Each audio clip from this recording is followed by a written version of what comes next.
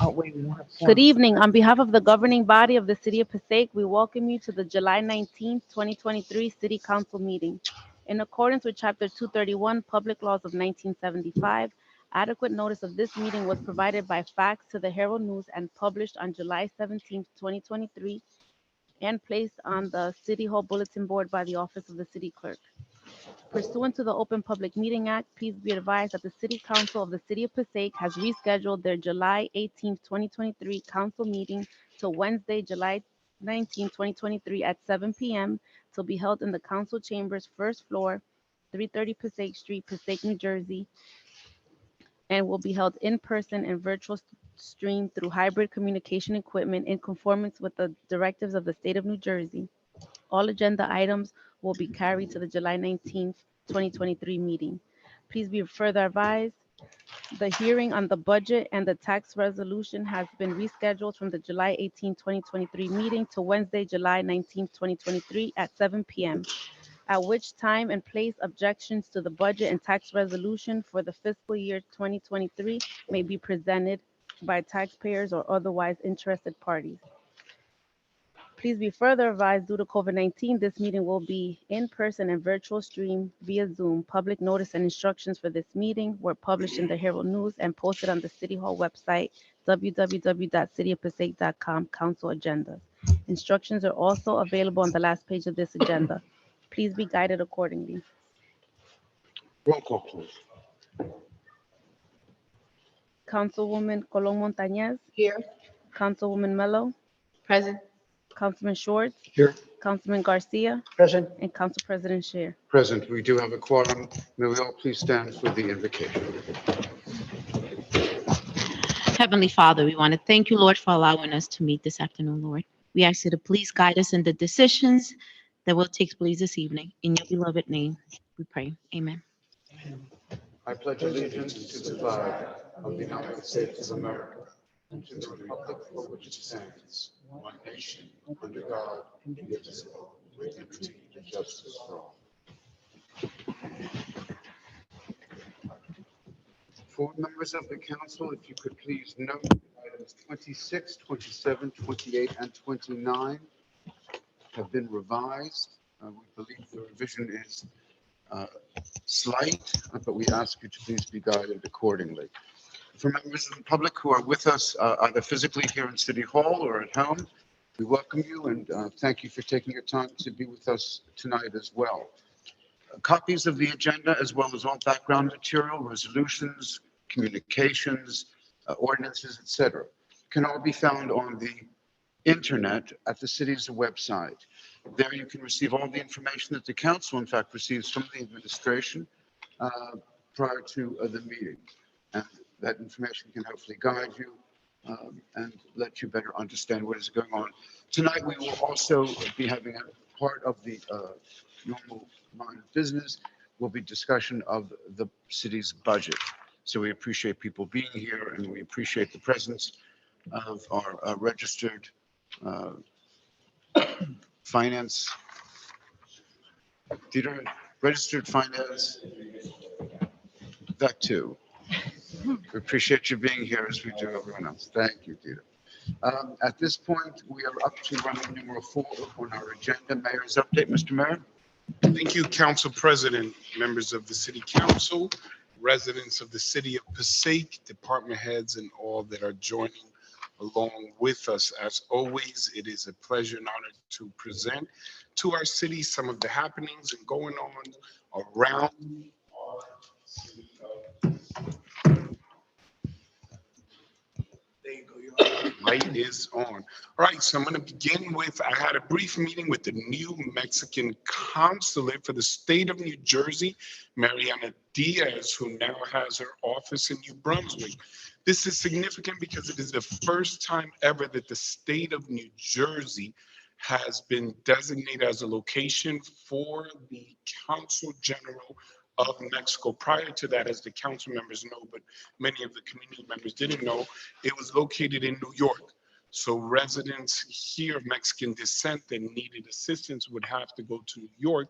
But now in New Jersey, again, New Brunswick, there is an office. They will have satellite office hours at Mi Casa es Puebla, which is 3rd Street, as well as sometimes around the community through a mobile unit. So I want to share that. This year, we're going to go through some of the different events. We had the privilege of bringing in Grupo Macau, who was celebrating their 20th anniversary, and they were part of our concerts in the park for 150th anniversary. Grupo Macau is a globally recognized band with millions and millions of viewers, and it was one of the most attended concerts that we have had in the city of Passaic. So that was extremely exciting. In the last couple of weeks as mayor, I did a few presentations. I was able to present before the New Jersey Transportation Port Authority, the NJTPA, and a group of county and state officials regarding some of the pedestrian crosswalk safety initiatives, road improvements, as well as investments to our parks and infrastructure, and the collaborative efforts between our municipal government, our county government, our state government, and federal government in ensuring that we maximize and capitalize on all funding opportunities to improve the quality of life for our residents and, again, enhance safety initiatives. Throughout the last few weeks, we have had a number of cultural presentations, including the Tlaxcala Carnival Festival on 8th Street, the Colombian flag raising here in the city of Passaic, where we had police, fire, and many residents and leaders present. This was led by Isabel Aguadillo, one of the employees from City Hall, but also a leader in the Colombian community and representative from the Colombian consulate from Essex that came by to say hello, as well as the mayor from Bergen County, who's of Colombian descent. Will share his information a little bit later. I also wanted to share that this weekend, this Saturday, we had Doing It in the Park. Once again this year, we had a wonderful attendance. We want to thank those who came together, obviously in memory of Mr. Bobby Thomas.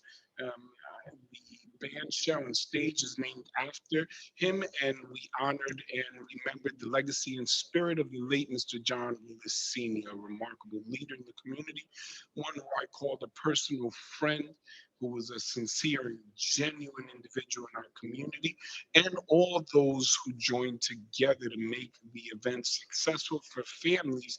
The bikes were given out to children. There were presentations, music, vendors out. And once again, it was held this year.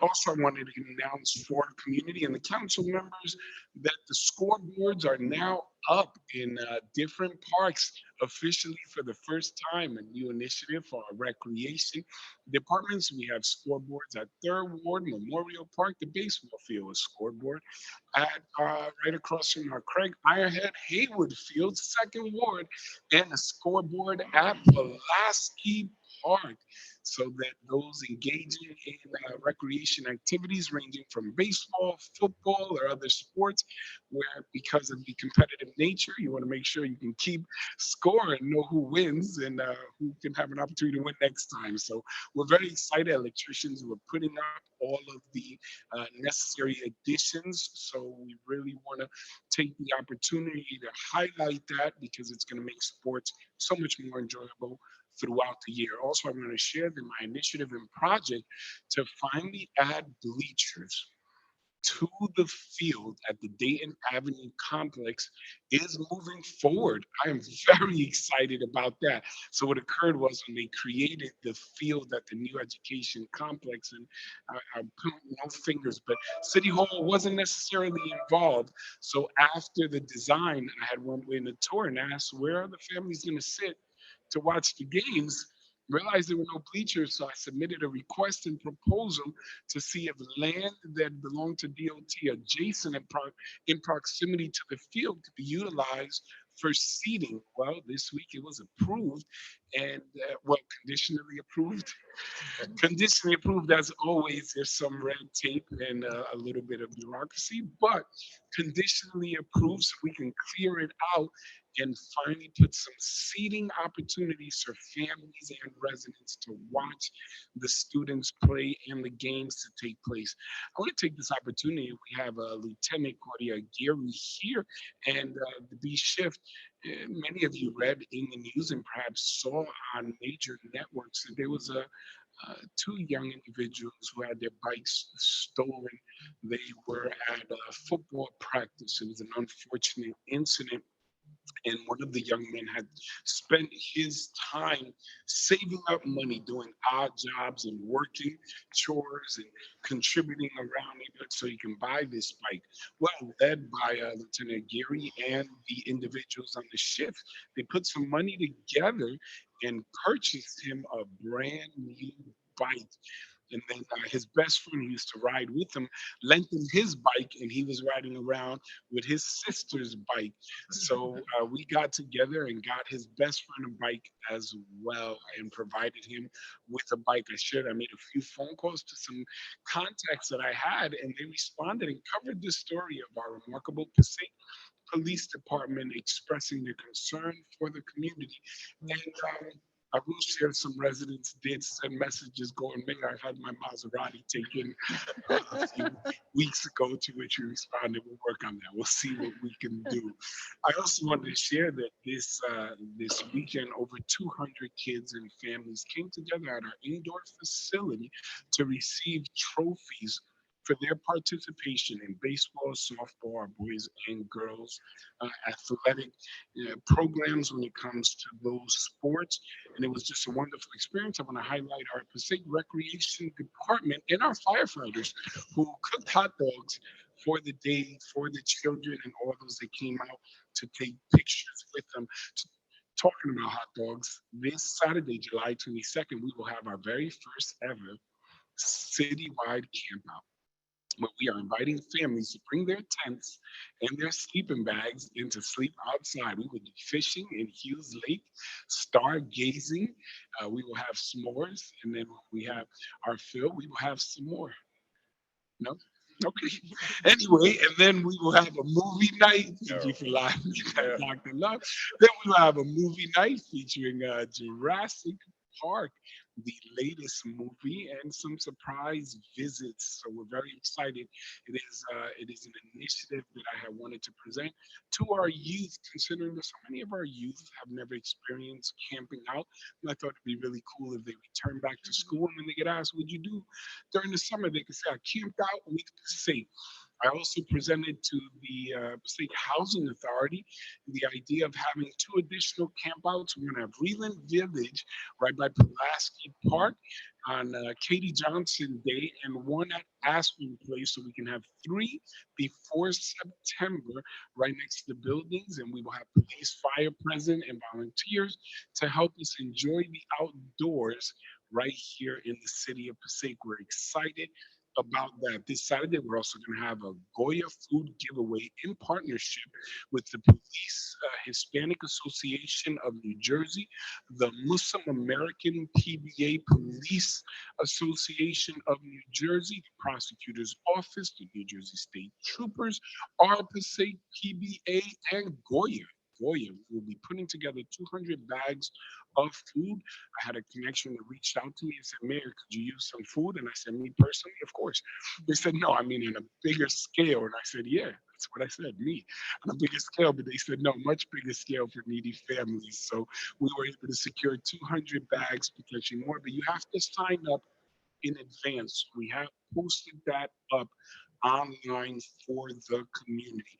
Also, I wanted to share that today, we sent our senior citizens on a cruise. On a cruise, not too far, not the Bahamas or the Caribbean islands, but they went around the Statue of Liberty for Christmas in July. Our senior citizens went with our senior program, posted up the pictures with Ms. Francine Wise and leaders of our recreation program. They are among the many activities that we're doing during our 150th anniversary to celebrate and honor our seniors and our residents. Also, I wanted to share that on Market Street, our decorative additional lighting have already started to be put up, designed. So we're very excited about the redevelopment and redesign of our bistro district down there. It's part of our greater redesign projects for Main Avenue and our commercial districts. I also want to share that today our inlets and drainage, we're going through a specific survey and programs in order to mitigate heavy downpour consequences in our city. So I want to thank our DPW and all the professionals as we continue not only adding drainage, but cleaning and maintaining and exploring opportunities to enhance the quality of our infrastructure through grants and programs. I just want to share that our Benson Court Lot, Main Avenue, and Brook Ave is officially open for park goers, those who enjoy recreation in our parks.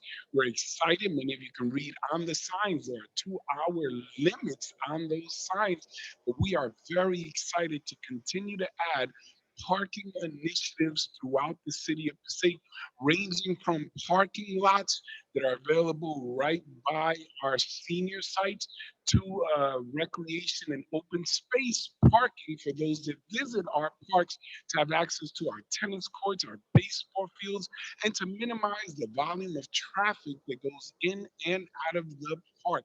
They are parking initiatives that I am so excited to bring to our city. Sometimes people point out that in our city we need more parking, and as many of you know, it is my practice to drive around the city, and sometimes I'll just identify an area and say, hey, let's apply for some funding for parking, whether through open space, green acres, or through infrastructure bill. And on this one, I met with our staff and told them, can we put a parking lot there?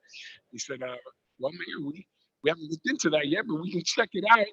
And found out that there was money available and they approved it. So we're very excited about that initiative. The next upcoming initiatives will be a parking lot by Columbia and Jefferson, the parking deck that's coming across from Aspen Place, as we continue with parking initiatives by our second ward, number 11 school, obviously Broadway, Gregory, 3rd Street, 4th Street, Dunby Island, connecting Pulaski Park. We have been able to add over 500 new parking spaces in the last 3 years alone to the city of Passaic. So that continues to be a very exciting addition. And then I also want to share, 2 days ago, I got to meet with the daughter of Mr. Tony Saba. Tony Saba, if you're not familiar with him, was the gentleman that used to have the hot dog truck right by the baseball field at Third Ward Memorial Park. His daughter shared that he started selling hot dogs in the 1930s, was there through the 40s, the 50s, the 60s, the 70s, the 80s, then the 90s when most of our council members were born. And he continued here, but that tradition of chili dogs and soda and ice cream is a fond memory for many of us. And then lastly, in a more serious note, I wanted to share a few updates. Over the last few months, we have had a couple of initiatives that we have focused on specifically. One, there have been quality of life issues in different areas of our city with loitering, with littering, with dumping, and we are investing strategically in specific policing and obvious security in specific hotspot areas. Me and the chief of police, Louis Guzman, met with a number of directors in order to brainstorm initiatives today and identify areas. And I want to thank our business administrator and all of the leaders that came together to come up with ideas that we're going to implement in order to address some of these concerns by First Street and our downtown area. And lastly, I want to commend our Passaic Police Department and our detectives. Over the last few months, there were a number of incidents that occurred in our park, shootings, as well as incidents in our downtown area. And I'm glad to say that, as many of you know, we do not update because they are ongoing investigations and details that we do not present to the public as they can compromise investigations. But I will tell you that every single one of those incidents which we met and stayed up to date were able to be investigated. Individuals were arrested and charged. Specifically, not a single incident that had occurred has not been followed up on. Individuals were charged, but this is directed by the prosecutor's office. So oftentimes the direction is limited into what information can be shared as the Passaic Police Department answers directly to the prosecutor and the attorney general, but through initiatives directed in conversation with the chief of police and my administration, the detectives responded, followed up, and each of those incidents, individuals, again, I reiterate, were arrested and now charged, as well as each of the individuals that were involved. We have checked up on them.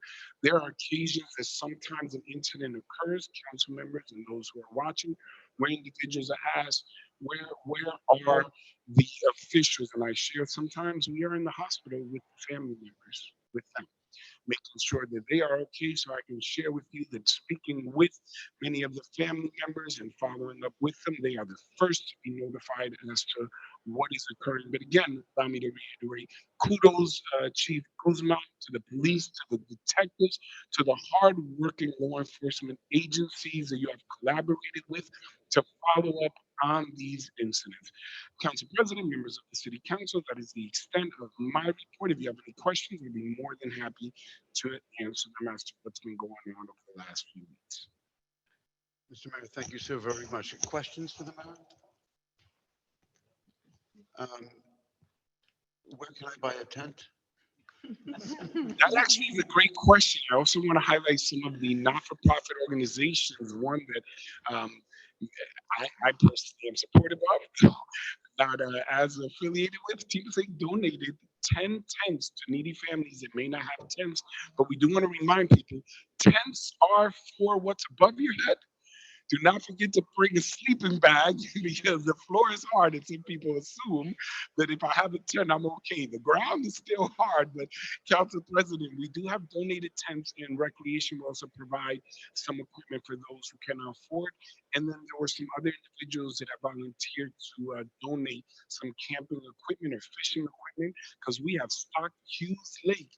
And we have recently learned that you're allowed to keep the fish that you catch. We didn't know this. We had fishing officials from the state said you can keep the fish if you catch them. We didn't know this. So that fish that you called, Council President, the one that you set back in, you could have kept it. You could have kept that one, unfortunately. Mayor, I've been asked by a few people, is it safe? So we're going to have our police, our fire present. They will be working, not sleeping. 24 hours. We will have a designated closed-in area. The one in Pulaski Park, because of the baseball field and it has a gate, is conducive.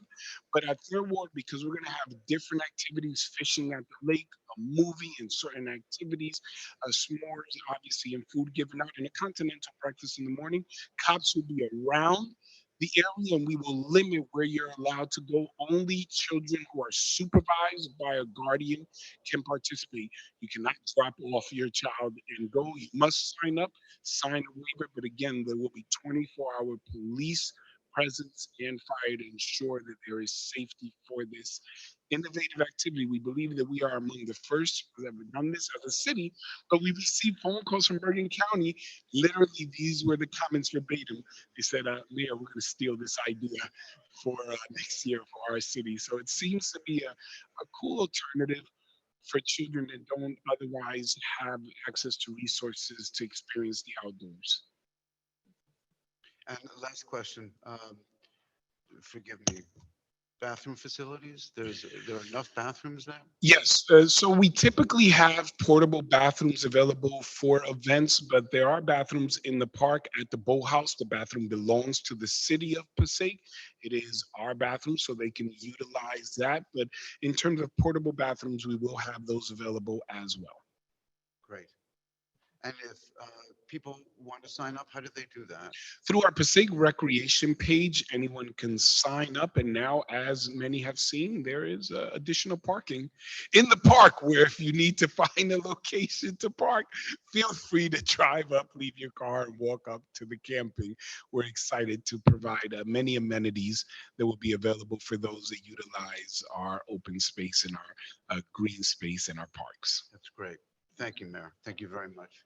With the council's permission, we'll go to Roman numeral 5 on our agenda today, hearing of citizens. In accordance with the Open Public Meetings Act, NJSA 10:4-1 et sec, the council opens every public meeting for comments of the public.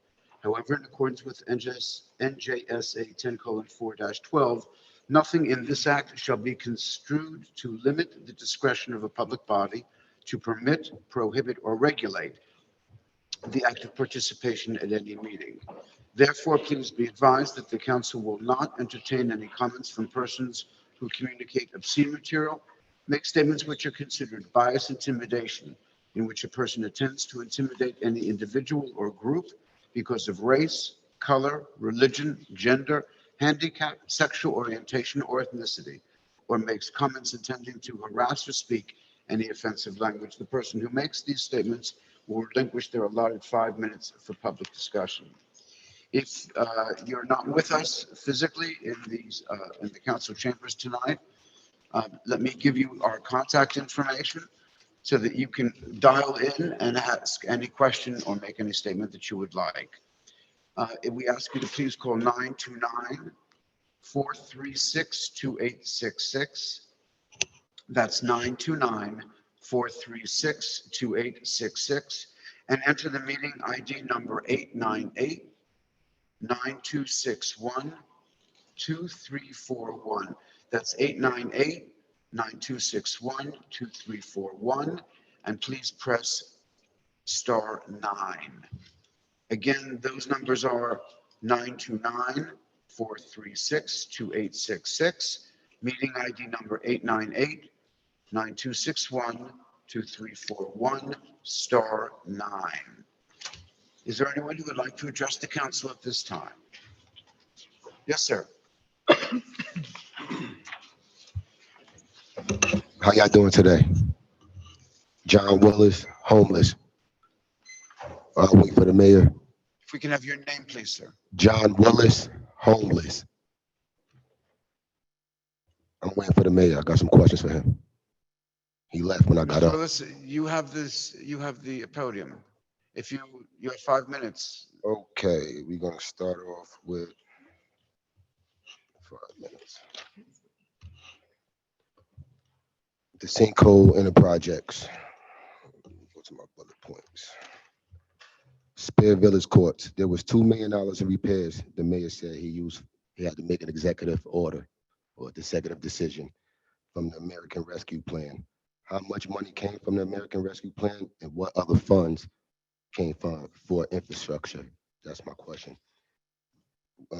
Would he mind explaining what's the American Rescue Plan? About the surveillance cameras all around town from the county sheriffs. Now, I spoke to a sheriff as well. He said these cameras can see when they're playing cards in your hands. I just say this to say I went down the projects. Now I know there was a shooting a couple years ago in a homicide. There's always shootings every summer. Now, why was the cameras removed from the projects, specifically from the projects? And we're in the summer now, and we know there have been homicides down there, and the criminal got captured, and it's a hot crime area for shootings, and yet the cameras are removed. That's ironic to me.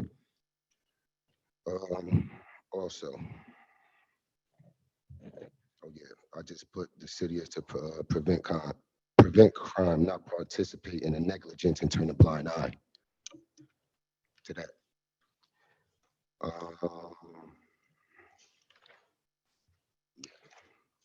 Looking forward to the mayor.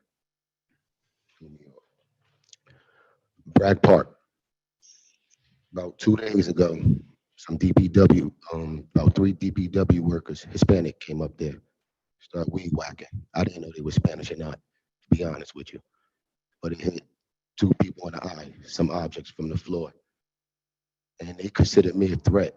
So the supervisor had to come. I didn't even know they considered me a threat. But the brother that worked for the city, the DMV or DMC, I believe, told me, hey man, they scared of you. I said, what they scared of me for? He said, they don't understand what you're saying.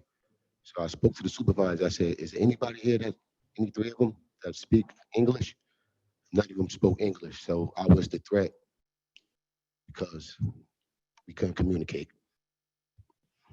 I hope that's not going on all across town. Hold on. Welcome back, Mayor. How you doing, sir?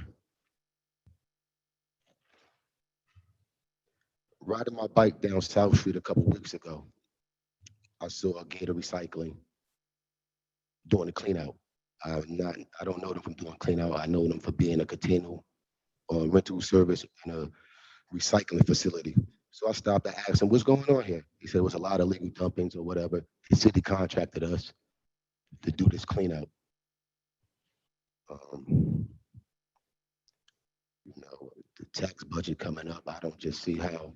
Oh, before we get to that, also, due to all the eateries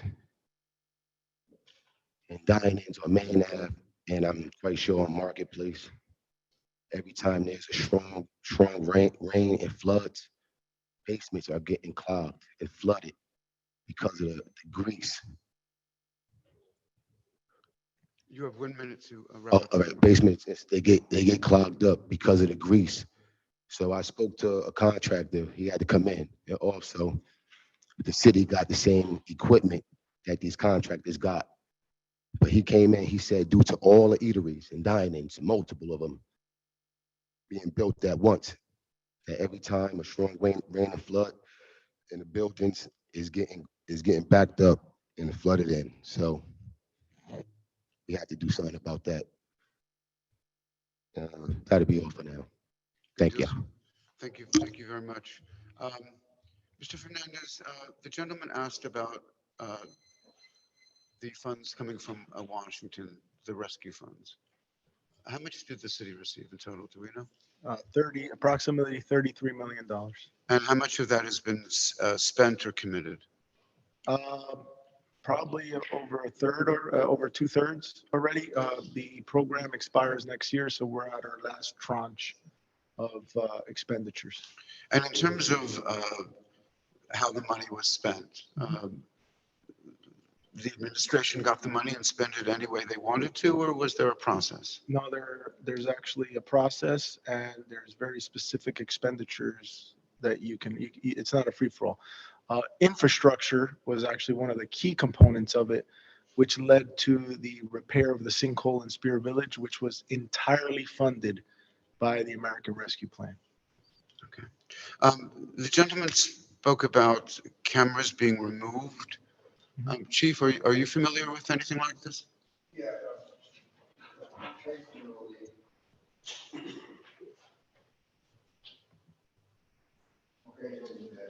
Does happen, and we've inquired, and sometimes it's because of maintenance issues with some cameras. They have to be brought back in and attended to. That'll happen now and then with some of And the if I cameras. may add, Council President, in that same area, that doesn't mean that if that camera's not there, that there's no other cameras. We'll just leave it at that because Right. not all camera locations are known.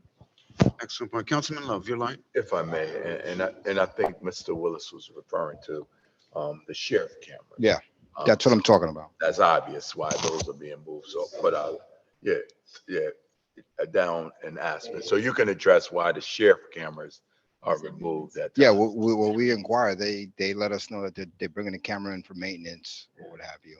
That's This week, it's right back, same day. it depends what it is. The sheriff, I'm sorry, sir. I'm sorry, sir, your time is up. Okay. Thank you. Thank you for your comments, sir. Anyone else like to address the council at this time? Council President, while we're waiting for this individual, sheriff cameras belong to the sheriff. That is not directed by the Passaic Police Department. The Passaic Police Department does not order the cameras moved or returned. They can request it, but the Passaic County Sheriff determines where those cameras go. Being that they serve 16 municipalities, there are times not only for repairs, but they may redirect those resources to a different municipality depending on the incidents and occurrence, but they are not directed by the city. They belong to the sheriff and at his direction. And if I may, Council President, if you allow, just a very quick, the American Rescue Plan money, the ARP money, well, I also wanted to highlight that municipalities were allowed to give out bonuses with that money. Bonuses for those who worked during the pandemic. This- Financial bonuses? Financial bonuses to employees. They were allowed to be paid extra money because they worked during the pandemic. Many municipalities took advantage of that. At my administration's direction, we are one of the cities that did not utilize a single cent for bonuses. In fact, specifically, I rejected the idea, I'm speaking to the council president, I redirected the funds for infrastructure investment that resulted in the repair of the sinkhole, but we are listed as one of the only municipalities that did not seek to utilize any funding to pay for extra hours, and our entire city worked throughout the pandemic. So I wanted to highlight that so people understood that some of the fiscal decisions that were made in the city, working with the city council and administrators, took into consideration that we all made sacrifices, but we wanted to look towards the future in terms of investment for our youth. Thank you, Council President. Thank you, Mayor. One thing that needs to be stressed, I think, is that this is, your administration does not get to spend $30 million willy-nilly, or anything for that matter, without approval by the council, without approval by the state, by the process. And the federal government, we had to apply and send them the information as to how we were going to spend the money. Right. And if I'm not mistaken, every detail was required. Every dollar needed to be accounted for and was done. What I've always been amazed at is, I've been told time and time again, that Passaic was one of the few municipalities that was able to motivate and move itself forward to make sure that those funds were in fact utilized the way that they should be. And that is immensely to the credit of the administration that that was done, that it was done fairly and openly, of course, that it was done with transparency, of course. Good. Thank you. Thank you, sir. Mr. Connison. Yes, good evening. Joe Conoscenti, 170 Broadway. Council President, to the mayor, I would like to know who's paying for the flags on Passaic Avenue, eventually the City Hall and Armory Park. Next question, why are we purchasing a 2023 mid-size SUV Ford Edge for the code enforcement? We have purchased plenty of vehicles, which you have brand new vehicles by the substation that's not being used, behind the police station not being used. Why can't these vehicles be used for other departments instead of purchasing new ones, which tonight you have, I think, 2 on the agenda. Next question I have is to the mayor. I would like to know if it's possible next year to have the 4th of July in the Passaic Stadium, which you can alternate. You can have Plaskett Park, then you can have the stadium. My next question is awarding contract for design and construction management for Colonel Johnson Park improvements. I would like to know what kind of improvements, and if it's possible that we can get a plaque put up there for Colonel Johnson. The city of Passaic to waive property taxes for real property located at 413, 417 Paulson Avenue. Why are they waiving the property tax? Parking meters to the executive director of Parking Authority. I witnessed a couple weeks ago on Broadway that the meter timer is 0 and the app clock says 15 minutes. So there's kind of a problem with the meters. Because the person they had to draw back the ticket that they were giving them. I would like to know who authorized a Passaic resident to video the last meeting on July 6th in this chamber here, that I was sitting over here and I'm speaking and my picture is taken. And this gentleman here, his picture was taken on the video. And I thought that there was no video being recorded in here. So these are my questions I have. Okay, so let's see if we can try to address some of them. Let me answer your last question first. And that is the council rules state that there can be no video taping of a council meeting, except if that person who is doing such goes to the clerk and receives permission from the clerk. Then they are permitted to do so, but only with the clerk's okay. Is that in writing? I believe that is in writing, yes. In terms of who's paying for the flags, Mr. Condescending, I'm surprised at you. You're the person who stands up for veterans so very much and stands up for America so very much. You're questioning the city buying the American Okay, flags? I'd like to know where it's coming from. Why not? Absolutely. Mr. Business And Administrator. Clifton has the citizens doing it. Mr. Business Administrator, who's responsible for buying American flags? Flags meant to celebrate our common heritage, traditions as Americans. The city. I'm sorry?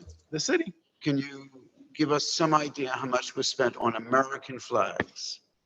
Oh, you caught me because I don't know exactly the total amount on it. I mean, I don't have it in front of me. I knew at the time. I don't recall right now. I'd have to get back to you. Okay, if you can come back to us at some point. These are American flags. 100%. Council President, if I may, the flags that were referred to in Clifton, I believe that the gentleman may be referring to the replacement of flags. When I was Passaic County freeholder, No, I will share that I had established the Friends of Clifton Avenue flags for the organization that worked on them. And what happens is individuals would donate the replacement of the flags, but the initial flags were an investment by officials and people who got together. And I do want to remind the public that our family festivals that generate revenue are often put aside so that we can invest in initiatives like this one, not directly as a result of taxpayer investment, but rather initiatives that we create so that we can do things like purchase American flags. Yes, Council President. To be clear, Mayor, I don't think that any member of this council would in any way object to buying American flags to celebrate our common heritage. But I want to have anyone who wants to donate a flag, we're open to receive it. So if you would like to donate a flag, purchase a flag and bring it in, we are open to that suggestion. Please bring your flag to our purchasing office or our DPW and we'll store it for you. The gentleman asked about purchase of a vehicle in code enforcement. Mr. Fernandez? Yes, Council President. So vehicles are needed throughout every office. This office is actually one of the offices that funds itself. And out of the revenue that generates, which the council is aware, maybe the public is not, it doesn't go into the city coffers. It has to be used for that department. This year, we were lucky enough with all the wonderful construction that's going on throughout the city of Passaic that we were able, through that department, to fund the vehicles. And now code enforcement can now drive a vehicle from this decade. Council President, it must be added, you cannot use a vehicle from another department that you purchase with grants for that department for a different department. So the question as to why are there vehicles in one lot, if there are police vehicles that have been purchased with grants for the police, you cannot take them and designate them to code enforcement or vice versa. Code enforcement has their vehicles. That is why that fund is specific for those vehicles and we don't recycle vehicles. You can imagine the wear and tear on police vehicles are a little different than what would occur on a code vehicle or an engineering vehicle or a different department. So liabilities and concerns would be different. Thank you. Councilman Love, please. Yeah, I just wanted to add, I thank the mayor and administration for the explanation, but one, forget council. As a citizen, I think our code enforcement needs new vehicles. I would hate to be a citizen that I made a call and things are not going well, or there's violations all over the city, and code enforcement is stuck somewhere and can't get there. We're already stretching the code enforcement officers that we have, and to now add the caveat of not having reliable cars. There's a reason why those cars are parked where they are and not being used. Many of them aren't able to be used. And that's something, Mr. Condescending, you do know that. So we need to be cognizant of the fact that vehicles, and it was articulated well, they're being paid for, the self-funding in that unit. And I think it's adamant that administration and mayor is taking the initiative to make sure that our code enforcement can get where they need to be. Good deal. Thank you. In terms of your other questions, sir, I believe you will find them in the resolutions themselves. Anyone else like to? Do we have anyone on the wire? Yes. We have someone with their phone number ending in 0035. 0035. Yes, sir. If you're calling us and your phone number ends in 0035. Hi, good evening, Council. My name is Joseph Wolf. I had the privilege to attend virtually a planning board meeting last week, and I want to bring up two issues that I have, and maybe the city can look into it. First of all, the planning board is being run by the attorney. There's no, I don't know if it's just because there's no one in place at the moment. The attorney runs the entire meeting. He kind of dictates rules that there's no one to check, there's no checks and balances on. For example, I was asking about taxes and the tax effect of certain projects, specifically because the state is flat funding the school district, and the attorney is telling me, and Mr. Schwartz as well is advising that the planning board is not allowed to consider taxes in their decisions. But by other municipalities, they clearly do talk about taxes. And I find it hard to believe that I've read so many different municipalities talk about the tax burdens that different projects have, and the attorney for the planning board is advising that they're not allowed, and this has come up multiple times. And I'm trying to figure out if he's running the meeting, who's really overseeing him. The planning board members don't ask questions. There's many projects that I was happy were approved that make no sense at all. There was a project that was a redevelopment that was supposed to be done by July 10th. It was July 13th, and they said it was called an extension, even though it expired, and they didn't need a public hearing on it for 250 units. That's my first issue. My second issue is that the documents are not found anywhere on the city's website. When you contact the city, they tell you need an Oprah request, and the meetings are only advised a couple of days before. How's anyone that wants to be involved in the process supposed to get hold of what's going on? The same thing as tonight, the city council is approving a redevelopment, and it says in the agreement, it says, we are agreeing to the attached, and there's nothing attached. I'm trying to figure out, how do you have a resolution and it says in the resolution, we're approving the attached, there's no attachment. The redevelopment plan is not there. I also want to ask about the tax breaks. This has come up a few times. This has come up with the project on 6th Street. Third, the city's told that there's either a short-term 5-year tax abatement or there's a 30-year or 35-year from the agreement. Other municipalities are doing 15 years, 20 years, 10 years. Why is the city being told by the city commissioner, why are we being told that the only option is either 5-year abatement or 30-year pilot? Is there anything in between? And I want to ask specifically about this agreement. It says that it's going to be this warehouse, this 260 square foot warehouse is going to get a 35-year pilot, and it doesn't talk about what happens if they themselves are using for their own use, because it's going to be the higher of either the cost of the project or the gross revenue. What if they have no revenue? What if they set up the LLC in a way that there is no revenue? That the company is renting out the warehouse to themselves, and they're not taking any payments for it. How's the city protect themselves in that type of agreement? I want to know why it's 35 years. I want to know if whoever made this agreement is advising the council what the rates for warehousing in Passaic is, because this type of warehouse pays between $250 and $450 a square foot. That means every year this warehouse is going to collect over $7 to $10 million minimum, and it's going to take them 3 years to pay off. But the city is making like it's a big deal for $21 million to put up a warehouse. Another question on that is, the city is saying it's like a big deal for $21 million. There's nowhere in any estimates, if you look anywhere, that it costs the amount that it's costing per square foot. This is a 260 square foot warehouse based on the calculations. You have 1 minute, sir, to sum up, please. Okay. Based on these calculations, the city's saying that it's costing $90 a square foot to put up this warehouse. Warehouses don't cost that much. They cost $40 a square foot. They cost upwards of $70 a square foot. How's a warehouse that you already own the land costing $90 a square foot to put up? Who's questioning these things? And again, who's deciding that they need 30 years, 35 years? Who's deciding how much the revenue they're having? Maybe they're going to cover this project in 3 years and it's great. And specifically, there are people that are investing in their houses in Passaic and they're footing all the tax bills. And meanwhile, someone that puts up a warehouse in an apartment building, they get the tax breaks, but someone that puts a new bathroom, a new kitchen in, they get nothing. Why don't we bring in all the owners of houses in front of this board, and why don't they start getting tax pilots for their bathrooms and their dining rooms and their basements and their attics? Why don't we start lining them up? Why are we giving these to outsiders who we don't even run their numbers? Maybe they don't need our help. Thank you for your comments, sir. We appreciate your comments.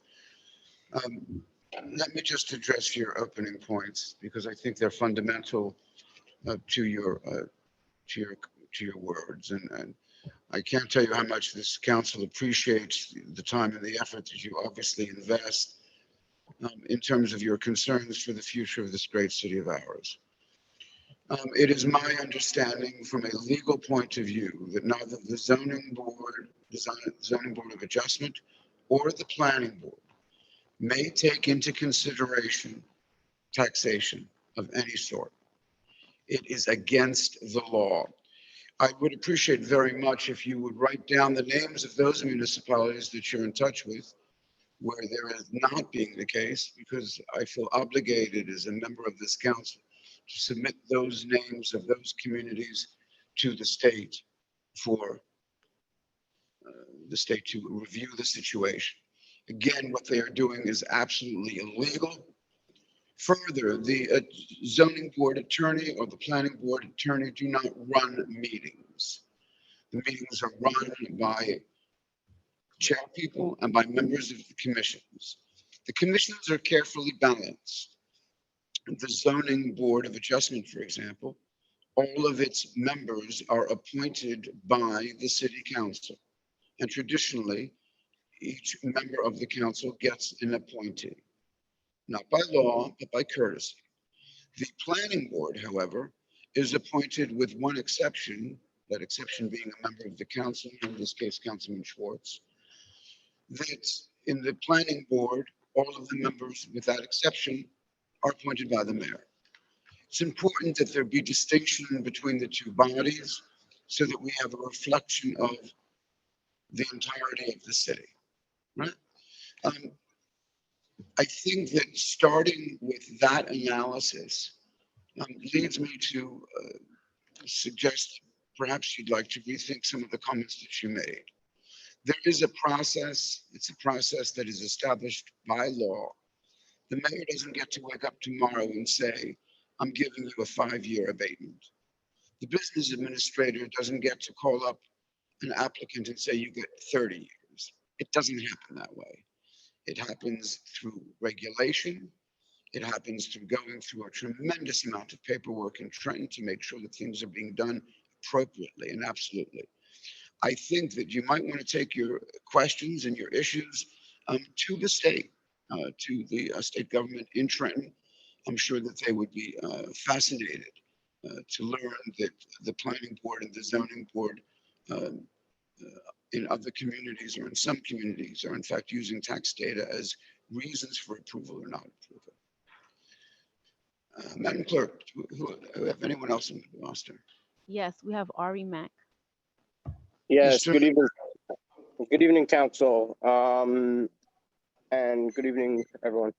I'd like to bring a very important thing. I've spoken about this a number of times. Van Houten and High Street. It needs to be that area is very dangerous, and the intersection there's very dangerous. There are a number of crashes. That area needs to be dealt with. Also, there are people who get hit. There are people who that area needs something. It needs either for a stop sign or a light. So can we get something dealt with as soon as possible? My second question is, how can we have each meeting, the ordinance for the disabled parking, how come we have the open discussion every single meeting?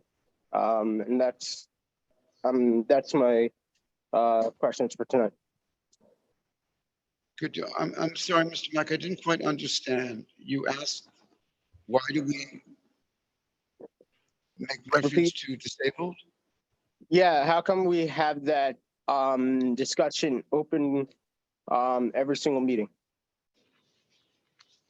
Because there are people who apply for parking spaces who are deemed by the administration through the medical offices, these people are needed these spaces. Forgive me, I know that my response is pretty basic, but I'm trying to understand the depth and the breadth of your question. Okay. Okay. The second issue, Mr. Fernandez, I know that we've spoken about High Street and Van Houten. I know that Van Houten is a county road.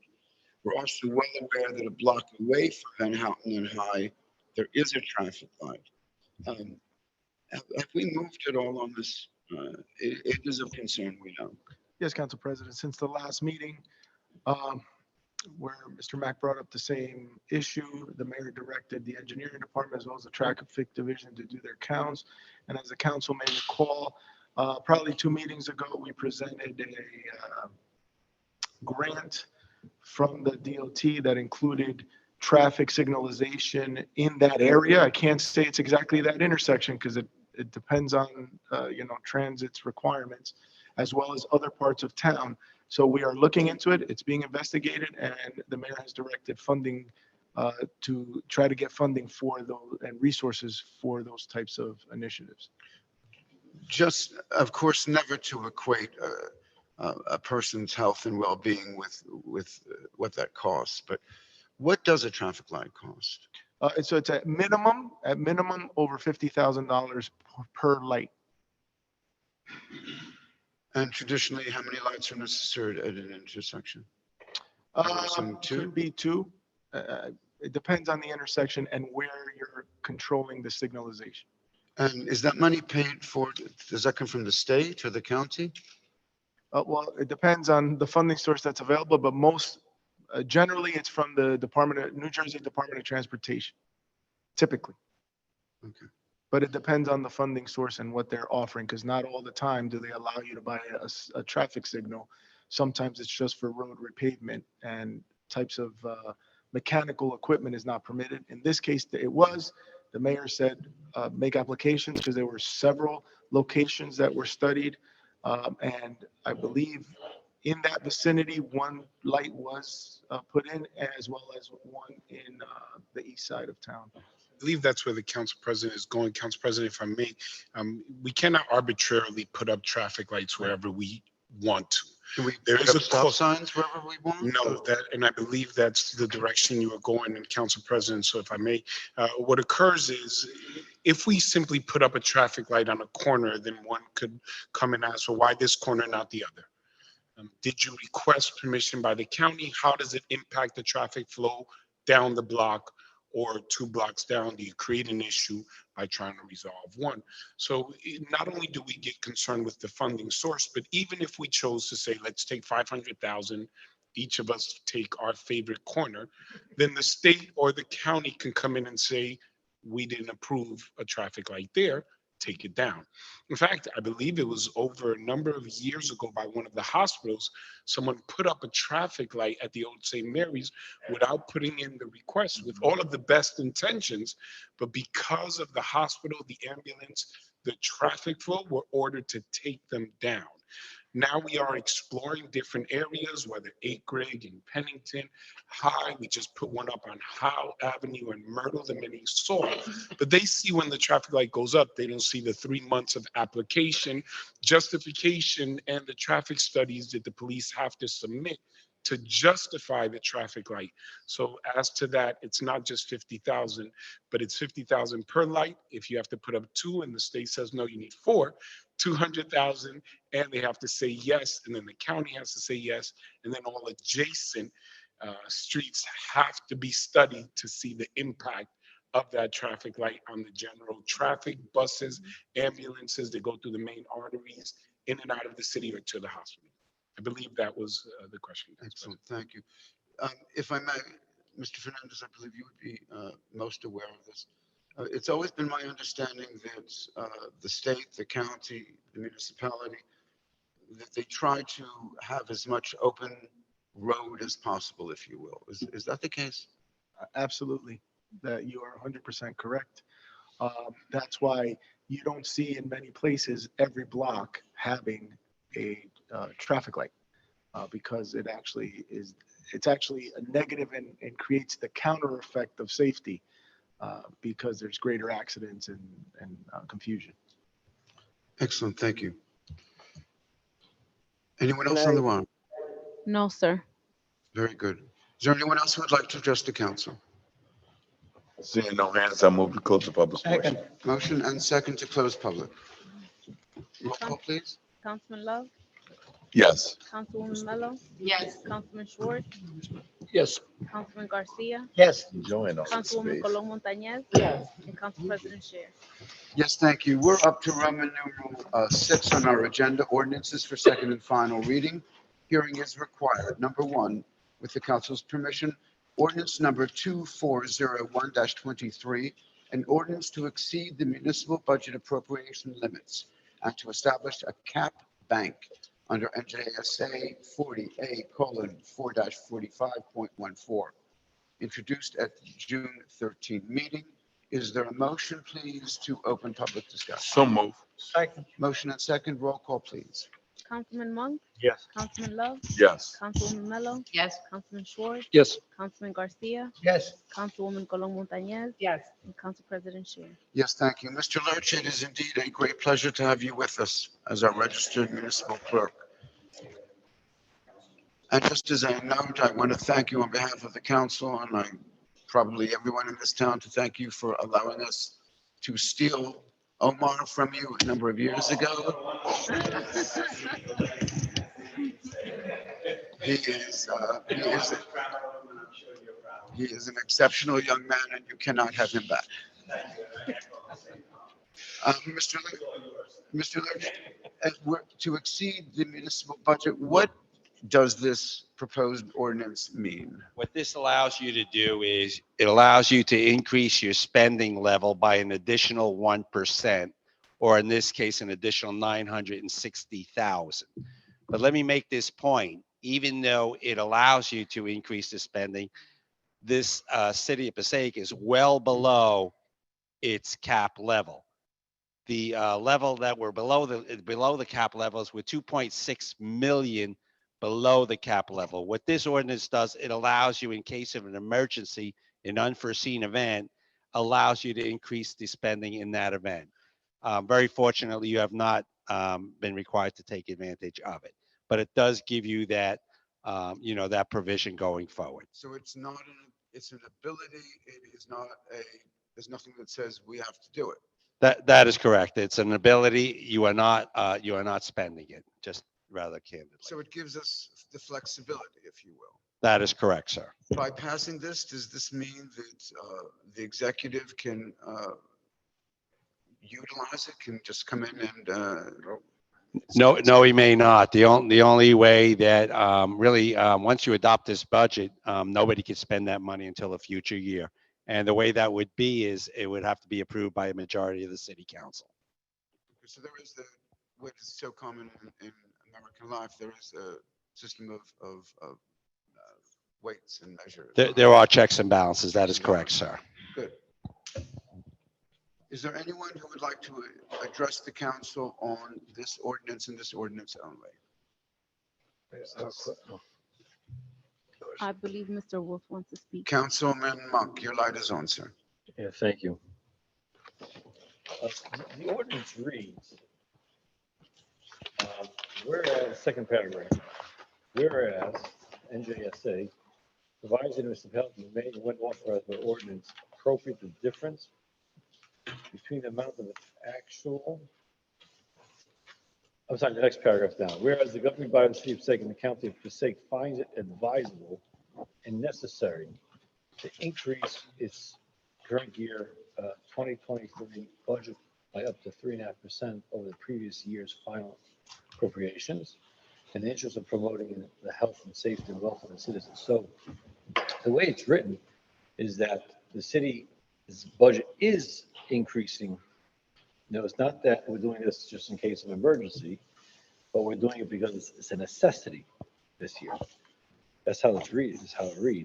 Yeah, I can assure you, you are not. I think your point is well taken, and perhaps the state could come up, and quite frankly, some of that language comes out of a state template, but you're probably more accurate to strike the word necessary and substitute it with something where it is advisable should future emergencies arise. That's really why you're doing it. It's certainly not a necessity for the spending plan for the 2023 budget. So it's probably a poor choice of words. And Do you these know, words come from the state? Or- yeah, that language comes from recommended from the state. The state allows you to increase it 2.5%. So all this ordinances does is allows you to increase it an additional 1% for a total of 3.5%. Okay, okay. And another question I have is, if I may, Council President? Please, Council. Okay, thank you. Is that this is to increase the budget by 2.5%, but it's possible that your budget could go up 2%, but your actual taxes go up 10%. In other words, if your budget only goes up 2%, well, let's say your budget stays flat, but you get a few $1 million less of grants or less state funding. So this is strictly has to do with your budget. This does not tie in at all to actual taxes paid. That is absolutely correct, Councilman. There are two statutes. There's the 1977 cap law. The 1977 cap law limited expenditures, had nothing to do with taxes. And that's what this ordinance allows you to increase. Then what happened was subsequent to the 77 law, there was a subsequent statute that was approved that capped the taxes at 2%. This has nothing to do with taxes whatsoever. Okay, just for clarity. Okay. Thank you. Thank you. Other questions? Are there any comments on the ordinance from the council? Hearing none, is there a motion, please, to close public discussion? So moved, Council President. Motion and second, roll call, please. I'm sorry. There's a caller on the line? They put their hand down already. Thank you, Councilman. Councilman Monk, Yes. Councilman Love, Yes. Councilwoman Mello, Yes. Councilman Short, Yes. Councilman Garcia, Yes. Councilwoman Colon Daniel, Yes. and Council President Schaefer. Yes, that was to close public. Is there a motion, please, to accept the ordinance? So move it. Second. Motion and second, roll call? Councilman Monk, Yes. Councilman Love, Yes. Councilwoman Mello, Yes. Councilman Short, Yes. Councilman Garcia, Yes. and Councilwoman Colon Daniel, Yes. Council President Schaefer. Yes, thank you. We're up to communication, Roman numeral 7 of our agenda, items 2 through 7. Are there any questions, please, on items 2 through 7? Seeing none at this time, is there a motion, please, to accept items 2 through 7? So moved, Council President. Thank you. Second. Motion and second, roll call, please. Councilman Monk, Yes. Councilman Love, Yes. Councilwoman Mello, Yes. Councilman Short, Yes. Councilman Garcia, Yes. Councilwoman Colon Montañez, Yes. and Council President Schaefer. Yes, thank you. Items 8 through 18. 8 through 18. Are there any questions, please, on 8 through 18? Seeing none at this time, is there a motion, please, to accept 8 through 18? Move it. Motion and second, please. Roll call, thank you. Councilman Monk, Yes. Councilman Love, Yes. Councilwoman Mello, Yes. Councilman Schwartz, Yes. Councilman Garcia, Yes. Councilwoman Colon Montañez, Yes. and Council President Shea. Yes, thank you. We're up to Roman numeral 8. Current year 2023 budget adoption, public hearing required. The clerk has been so kind as to brief me in terms of what goes where. Let me share with my colleagues and the administration the order of things. And Mr. Lurch, you'll correct me, and Madam Clerk, you'll correct me, please. First, we will hear 18A, a resolution canceling appropriated grant reserve balances under the American Rescue Plan. Second, we will have a public hearing. Third, we will have the opportunity to pass the budget itself, yes? Yes. And fourth is a resolution of adoption of the municipal budget. Am I correct on that order? Yes. I'm sorry, Mr. Lurch? Very good. And if we can go in that order, All right. we are under the current year 2023 budget adoption. Public hearing is required. 18A, resolution cancellation of appropriated grant reserve balances under the American Rescue Plan. This is a resolution, correct? Yes. Yes, Council President. And Very it's a good, great thank you. example of what you were talking about before and the mayor about requirements. When the American Rescue Plan came up, the state was still figuring out how they wanted us to implement it in a budget. So this actually came at their request. As you'll notice, what we're canceling is actually what we're using in this budget. Are there any questions, please, on 18A? Yes, Council President. Councilman Love. If I may, can I have the business administrator explain that last statement? So what happens is this was taken as a grant originally, right? And when you do grants and there's unexpended money on the grants, our auditors from Mr. Lurch's office are always like, you got to cancel the grants if you didn't, spend them in the year they had to do them, and then you'll get canceling resolutions.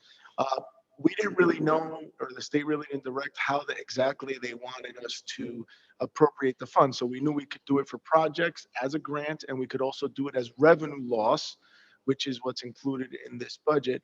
And one of the things that they directed us to do as we were preparing the budget is since you didn't expend it in the previous year, you're canceling it because you didn't expend it to then be able to put it into the budget that you have today. Did I explain that correctly, Peter?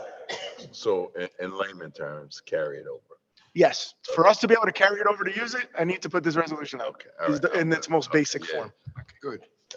Councilman Love, that answers your questions, and I think it makes it easier for members of the council and people at home to understand it as well. Are there any other comments on 18A? That being the case, if I may have a motion to accept 18A. So move it. Motion Second. and second. Roll call, please, on 18A.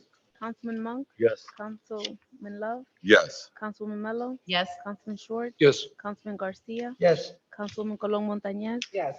and Council President Shea. Yes, thank you. We are up to the second part, which is public hearing. Yes, sir. At this point, is there a motion, please, to open public hearing on the 2023 budget adoption? Move it, Council. Motion and Second. second. Roll call, please, for public hearing. Councilman Monk, Yes. Councilman Love, Yes. Councilwoman Mello, Yes. Councilman Schwartz, Yes. Councilman Garcia, Yes. Councilwoman Colon Montañez, Yes. and Council President Shea. Yes, thank you. Ladies and gentlemen, we appreciate your patience with us as we go through this necessary and vital budgetary process. If you would like to comment on the process, on budget items per se, we ask you to please call us at the same number as we established earlier. But let me repeat those numbers to you if I may. The call-in number is 929-436-2866. That's 929 Sorry. 436-2866. And please enter the meeting ID number 898-9261-2341. That's 898-9261-2341. And please press *9. One more time, you can call in to us at 929-436-2866. Meeting ID number 898-9261-2341, *9. Is there anyone who is with us tonight in City Hall chambers who would like to address the council on the current year 2023 budget? Is there anyone on the phone, Weatherly? No, sir. There is no one who wishes to speak from the council chambers. There is no one on the phone. Is there a motion, please, to Move to close. move to close discussion? Councilman Monk, Yes. Councilman Love, Yes. Councilwoman Mello, Yes. Councilman Schwartz, Yes. Councilman Garcia, Yes. Councilwoman Colon Montañez, Yes. and Council President Scher.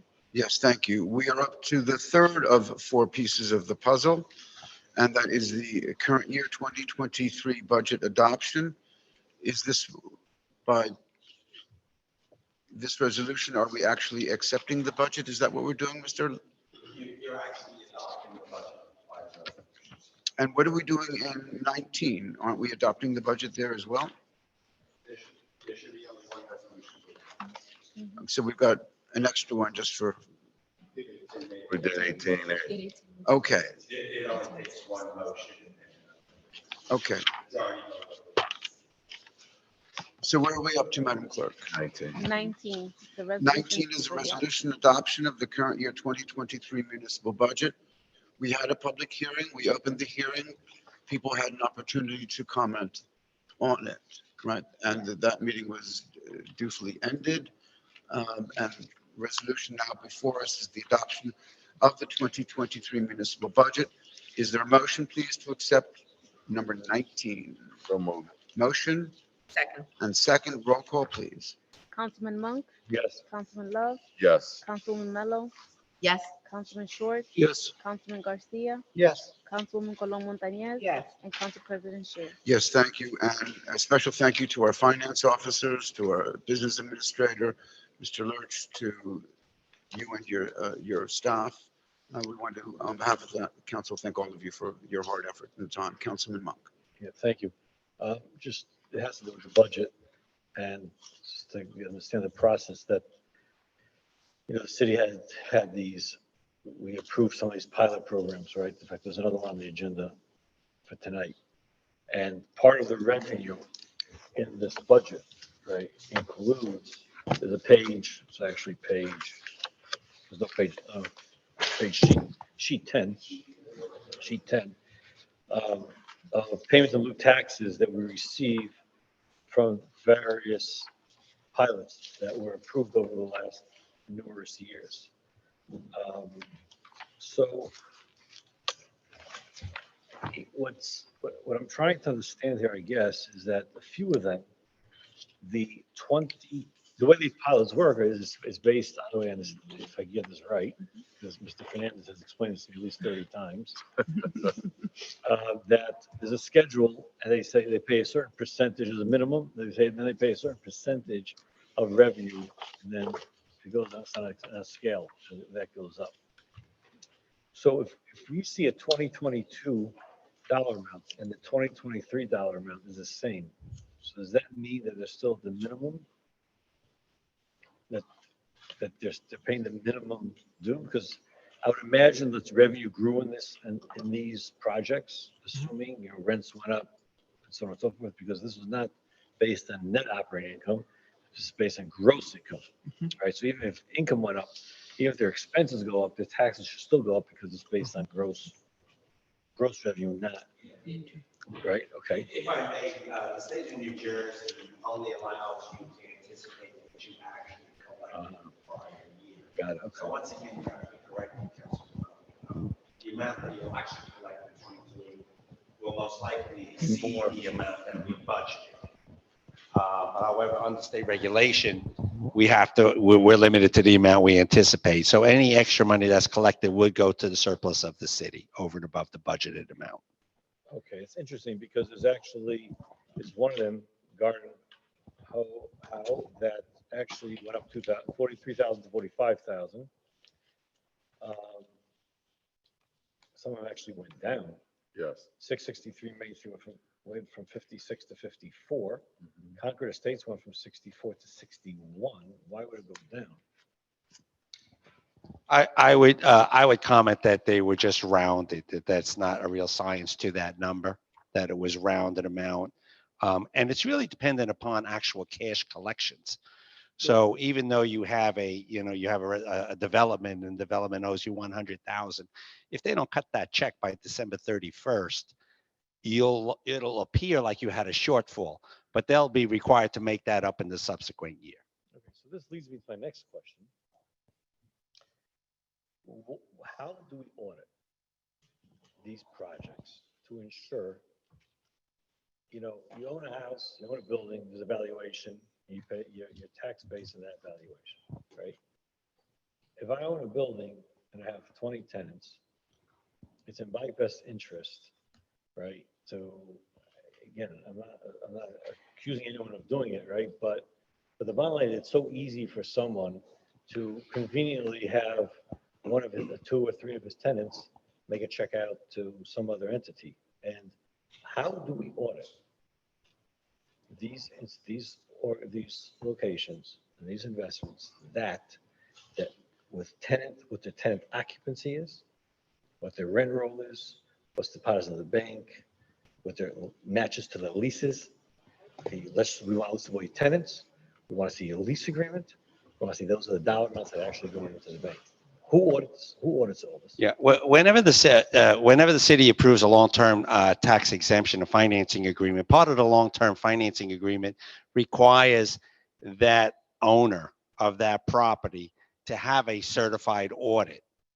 In other words, it's incumbent upon them to hire their own auditor. That owner will submit an audit then to the city. Part of that audit is they're required to provide a calculation as part of the footnotes to that audit to show that they're meeting the requirements of your long-term tax exemption agreement. I mean, can I give you any assurance if they have an auditor it has to be a certified public accountant, an independent accountant. So you rely on that. Let me answer this. If I would come to You the rely city, on a qualified opinion. That's correct. if I would come to the city appraiser and I say, there's no need for you to appraise my house. I have a certified appraiser here that certified the value of my house here. Tax me on this. You wouldn't take it for a second. There's No, I'll share with you. Like we've been engaged by other cities, and I'm not trying to solicit anything, but we have been engaged by the cities we have to actually kind of review the audits that were submitted, because there really is. They submit the independent auditor, but what you're really asking is, Dieter, can I rely on that audit? So what part of our engagement was what we do for other cities. We'll take a look at that. And we know if there's 52 units and the average is like $2,000 a unit, so we know they should collect $1 million, in rent a month. And we'll review that calculation also to make sure that we feel the calculation is accurate. But if I may, it's more than that, okay? Because if I'm an auditor and I'm a certified auditor, I'm only auditing based on what you're giving me. Oh yeah, yeah. So it's only good as information that he's getting. I'm talking about.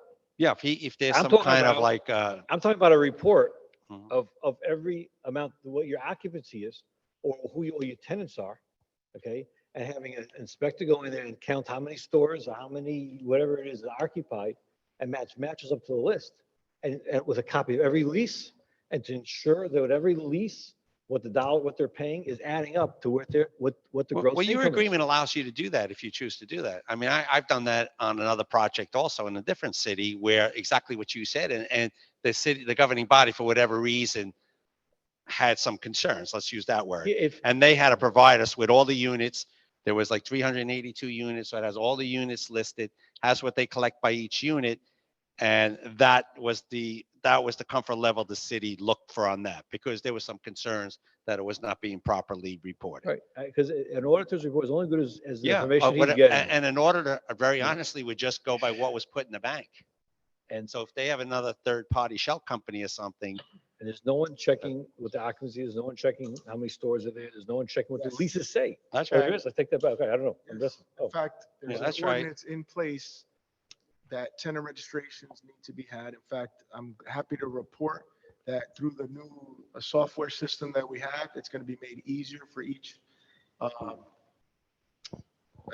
we owner kind of properties do to that with, register each of it includes all the tenants. It includes how much the rent is for those tenants. They're inspected every single time that there's a change of occupancy for those tenants, as well as if it's a commercial facility, you have the annual inspections from our Fire Prevention Bureau. And due to the fact that we have this software, they all talk to each other and we get certifications from each one of these, as well as under the taxation laws, the tax assessor has to get a report to create the assessment that eventually you'll get whatever percentages. In fact, I think Councilman Schwartz, at one time, we had that conversation about certifying the rent rolls so that the tax assessor can get an accurate accounting so that they can provide the appropriate assessment for that property. So all those things are in place.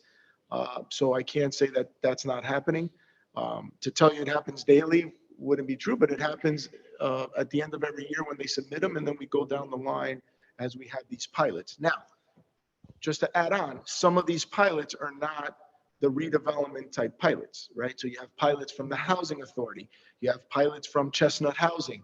Those fall under a different pilot agreement, which is completely separate. So I don't want to confuse it, but it's separate than what we do. And by the way, we do contract Dieter's firm to vet every single developer before they're even designated as a developer. So we do have those in place. Obviously, if there's specific issues and we need to go another level, let's say, based on concerns, then we can always contract an outside vendor to conduct a further analysis. I would assume this is an administrative decision, but it's something which I think spot checking and people who have these pilots know that you could be audited in any given year. You know, there's at least minimum once every 3 years, whatever it might be, they know. I just, might be worth the investment because it's only as good as the information they're feeding an auditor. And it's just, the system is just, that's all. yeah, well, I mean, you're absolutely correct. If there's fraud or collusion, in other words, if they take cash, let's just do the most obvious. The landlord takes cash from a bunch of the units. That cash is not going to be in that audit report. So you are right. And the city's not going to get their 10% of that cash. A lot of money, 10%, So- it's minimum 10%. Well, yeah, no, That's a lot of you money. bring a very valid concern up. That's what I'm saying. But like also in that you point, sense, also in that sense, knowing what, and you can use the one you have here as an example, right? Let's say, not this one, because this is industrial, but let's say it's residential. Going back to your point. Well, if you got 50 units and each of them are supposed to be $2,000, and all of a sudden you're giving me an audit at the end of the year that, 75% of your units are vacant, well, that's a red flag. And we don't just tell them, hey, wait a minute.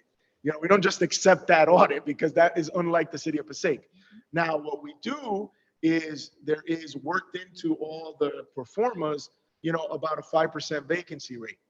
So typically when we're looking at the audits at the end of the year, we give them the we allow for the 5% vacancy rate in the numbers.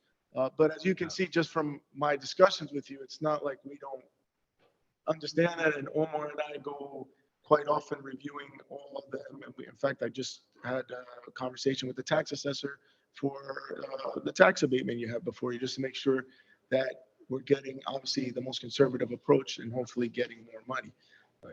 Another thing is, as you well know, the first handful of years on any pilot is buildup, right? So if it's a large complex, it's going to take them a couple of years to get it going before they actually do that. And that is why we always negotiate a floor in every single one of these pilots so that we know what the minimum is getting, right? What we're getting as a minimum so that Omar can budget until that audit comes in and we could true up at the end of the year.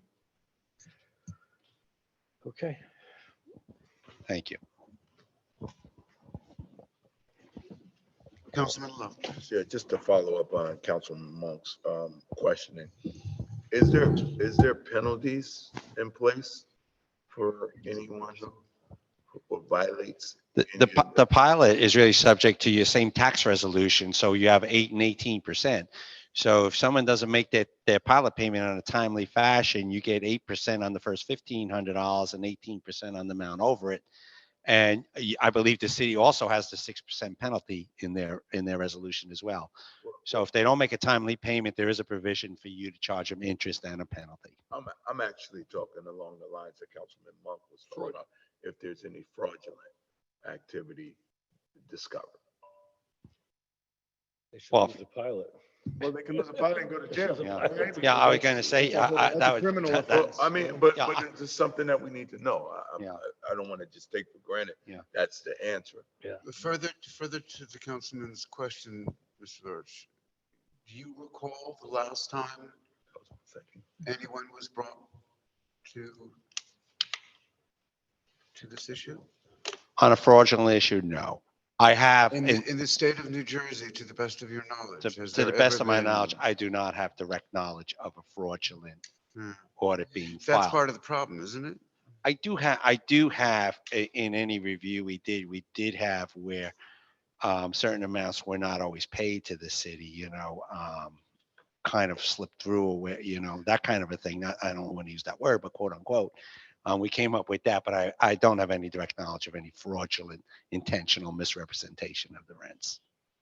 Usually, like kind of when they get flushed out, they come with the check. Yeah, Like an innocent mistake is the kind of. but meanwhile, it takes that municipality lots of time, effort, and money to That's right. investigate that person who simply pays off the balance and says, I'm sorry. And charge them the interest, correct? Unless the city, I think the city would have, I For believe. 18%, it seems like it'd be good to take the risk. If it was intentional, I believe you can void that pilot agreement. You can Yeah, I believe you can void, and that would be something that would come back to the city council for consideration, whether you want to rescind that pilot payment. Yeah, it's in the. Yeah, so there is a provision for strict penalties if you choose to go that route. Again, I don't recall any municipality ever having gone that route. I don't either, sir. I don't either. There I don't have any. 565 municipalities in the state. I've done quite a few of these pilots. I don't have any direct knowledge of anyone being rescinded, Right. of a fraudulent return being, And if I was a landlord, which unfortunately I'm not, or maybe fortunately I'm not, it would seem to me that that would be a damn good odds. yeah, I don't have any, As a possible alternative to an audit or a regular audit, sending just across the board to everyone who has an existing pilot, just announcing that we will be doing surprise audits, and the penalties for failing such an audit could be losing the pilot or other very severe consequences, just giving you a heads up. Yeah. To Dina, to your point, it's even, there's no one that was prosecuted, but you found cases where there was a mistake, right? I absolutely have. Okay, so their mistakes happen. Let's assume it's only a mistake. For that alone, it's probably worth an audit, just to find those mistakes, those honest mistakes, call whatever it might be. But that's money. It's 10%. Every dollar you find that you get 10%, it gets minimally 10%. Sometimes even more. But I want the council and the public to keep in mind, the pilot is an extreme benefit to the developer. It is in their best interest for us not to catch them with anything wrong, because, they would lose the pilot, right? So I understand what you're saying, but the majority of them already getting a deal, right? So if they do something like that, their loss is much greater if they lose the pilot than if they kept going. So the incentive is the financial benefits of the pilot, right? And then if you want to get into details about the worth of them for a municipality, we can discuss them at length. But it's not in their best interest to do. Right. Are we good, everyone? Yes. We can go into resolutions? Yes. Very good, thank you. Thank you, sir. Number 20, please. Resolution authorizing closed executive sessions of the City Council of Passaic on July 18 at 7 p.m. or anytime thereafter. Susie, do we need closed executive? No, Council President. Mr. Fernandez, do we need closed executive? No, Council President. Mr. Mayor, thank you, sir. The members of the council. Very good. If I could impose on the council items 21 through 40. I apologize for the size of the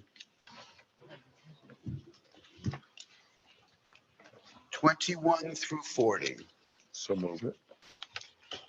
I have a move, I have a like. Councilman Monk, I'd like to get a second and at that point entertain. Is there a second? There's a motion, there's a second. Councilman Monk. Thank you. Can we get an explanation of 32 and 34?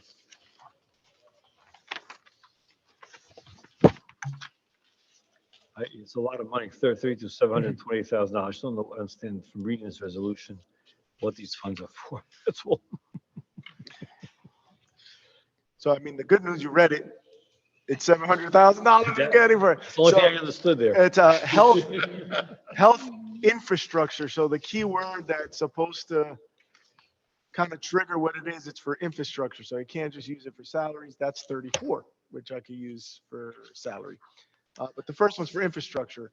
So as an example, there's a lot of eligible expenses in health related field. But for example, the boards that are in front of WIC, right? Informational boards for vaccines, for information, that is an infrastructure expense under this $700,000. Any other outreach like educational computer boards that they can take that we have in the conference room, and projectors and computer systems for the nurses, for the inspectors, all that infrastructure is permitted in this expenditure. Someone yelled out of place about a homeless shelter, but in our Dignity House, part of that is to add an informational board and other things that are happening at that homeless resource center so that individuals can know that may not have internet access. So all that kind of stuff is part of the infrastructure. It's part of the infrastructure resolution. How do you spend $700,000 on? Mr. Willis? Can you keep it down? Thank you. How do you spend $700,000 on boards? Well, they're not all boards. I'm saying, on but those boards information. are not cheap, by the way. Is $700,000 on just information So, boards? but there's a whole litany of things. I'm just trying to kind of give you. I'm just trying to give you a kind of just a little sprinkling of what it is. But there's a lot of the heavier, more expensive equipment. You have to spend it within 1 year? Yeah. Oh, gosh. Well, it's not expended, but encumbered. So like if we have, right, like if it takes a year to get the board, as long as we encumber it and have it, it's. I hope they're expensive boards. Well, it's not just boards, it's multiple Give things. me an example, Councilman Monk. They're gonna have. I'm trying to be creative. $1 and think out of- I'm trying to think of. 10,000 boards and put them on every corner. Like it's Printing out brochures, printouts. all of that. Board, big boards, portable boards, projections. Tablets for inspectors Okay. to use our software get that. system. There's printers that go with it. I mean, it's a whole litany of things Okay. that the health department can use, but that's why the term is infrastructure, so that we know what it is. And then on 34, we actually, I'm glad you brought up 34, because 34, we got an additional 200,000 we didn't get last year. Last year, we were around 200,000. Now we're at 400,000. And that one goes to salaries of the inspectors and like disease surveillance and other things like that. So combined, the two is to really a more robust program. After COVID, the state really, and not to mention the requirement for the lead inspections that are required for all of that. That's kind of where all of these funding came from, and the increases, because as the council knows, the city had to hire additional staff for those inspections, and that's what this is supposed to help cover for those lead Listen, I'm happy we have a very creative business administrator. who is- Councilman, can I ask you to speak closer to the mic? Yeah, I said I'm very happy we have a very creative business administrator. You've done a great job in the past. One thing I promise is we're gonna spend it all. I know And I that. gotta tell you, the mayor had a whole bunch of ideas right off the bat about how we were gonna address the health infrastructure in the city.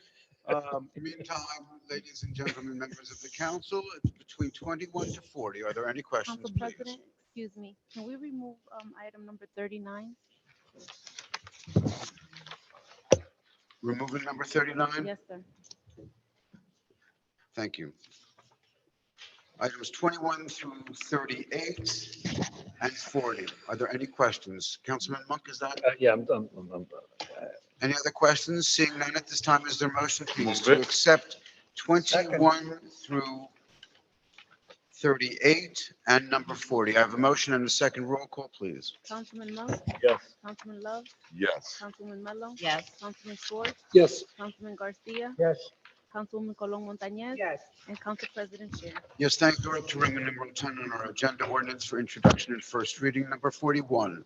A proposed ordinance by ordinance amending the designation of restricted parking for disabled persons. Is there a motion, please, to set down for second and final reading at our next meeting of August the 1st? So move. Motion Second. and second. Roll call, please. Councilman Monk? Yes. Councilman Love? Yes. Councilwoman Mello? Yes. Councilman Schwartz? Yes. Councilman Garcia? Yes. Councilwoman Colon Montañez? Yes. And Council President Scher. Yes, thank you. Number 42, please. Proposed ordinance amending the designation of restricted parking for disabled persons by New Jersey license plate number. Is there a motion, please, to accept for set down for second and final reading at our meeting of August the 1st? Motion, please. Move it. Second. Motion and second. Roll call, please, on 42. Councilman Monk? Yes. Councilman Love? Yes. Councilwoman Mello? Yes. Councilman Schwartz? Yes. Councilman Garcia? Yes. Councilwoman Colon Montañez? Yes. And Council President Scher. Yes, thank you. 43, please. Proposed ordinance approving the application for a long-term tax exemption and authorizing the city of Passaic to enter into a financial agreement with SFG, as in Sam Frank Gary, Passaic Urban Renewal LLC, for property identified on the official tax map of the city as City of Passaic, Block 1024, Lot 17, known as 122-152 8th Street, Passaic, New Jersey. Is there a motion, please? Move it. Motion Second. and second. Roll call, please, on 43. Councilman Monk? Council President? Councilman Monk, please, we'll hear you. Yes, thank you. So this is a pilot program that was mentioned earlier. Right? Item 43. So it's in here, it says that the county gets 5% of all payments that we receive. Was that standard? Do we have it in the previous? I don't remember seeing that. It's in every single one. It's actually part of the statute. Originally, it was 100% to the municipality. Years ago, the counties were upset about it, and as a concession, the state legislature permitted 5% for the county. So it's not 5%, you know, if we collect,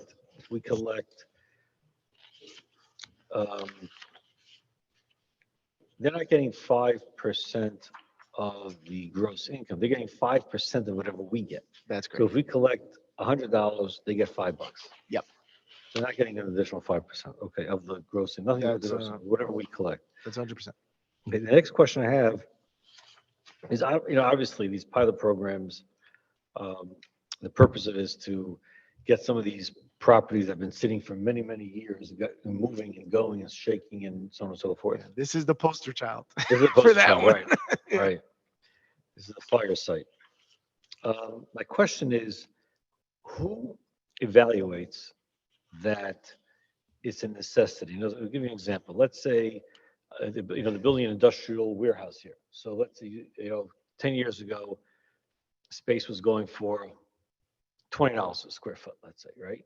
So at that point, it doesn't work. But today, industrial space is a high demand for it. So you get $40. So maybe a project this could work on its own.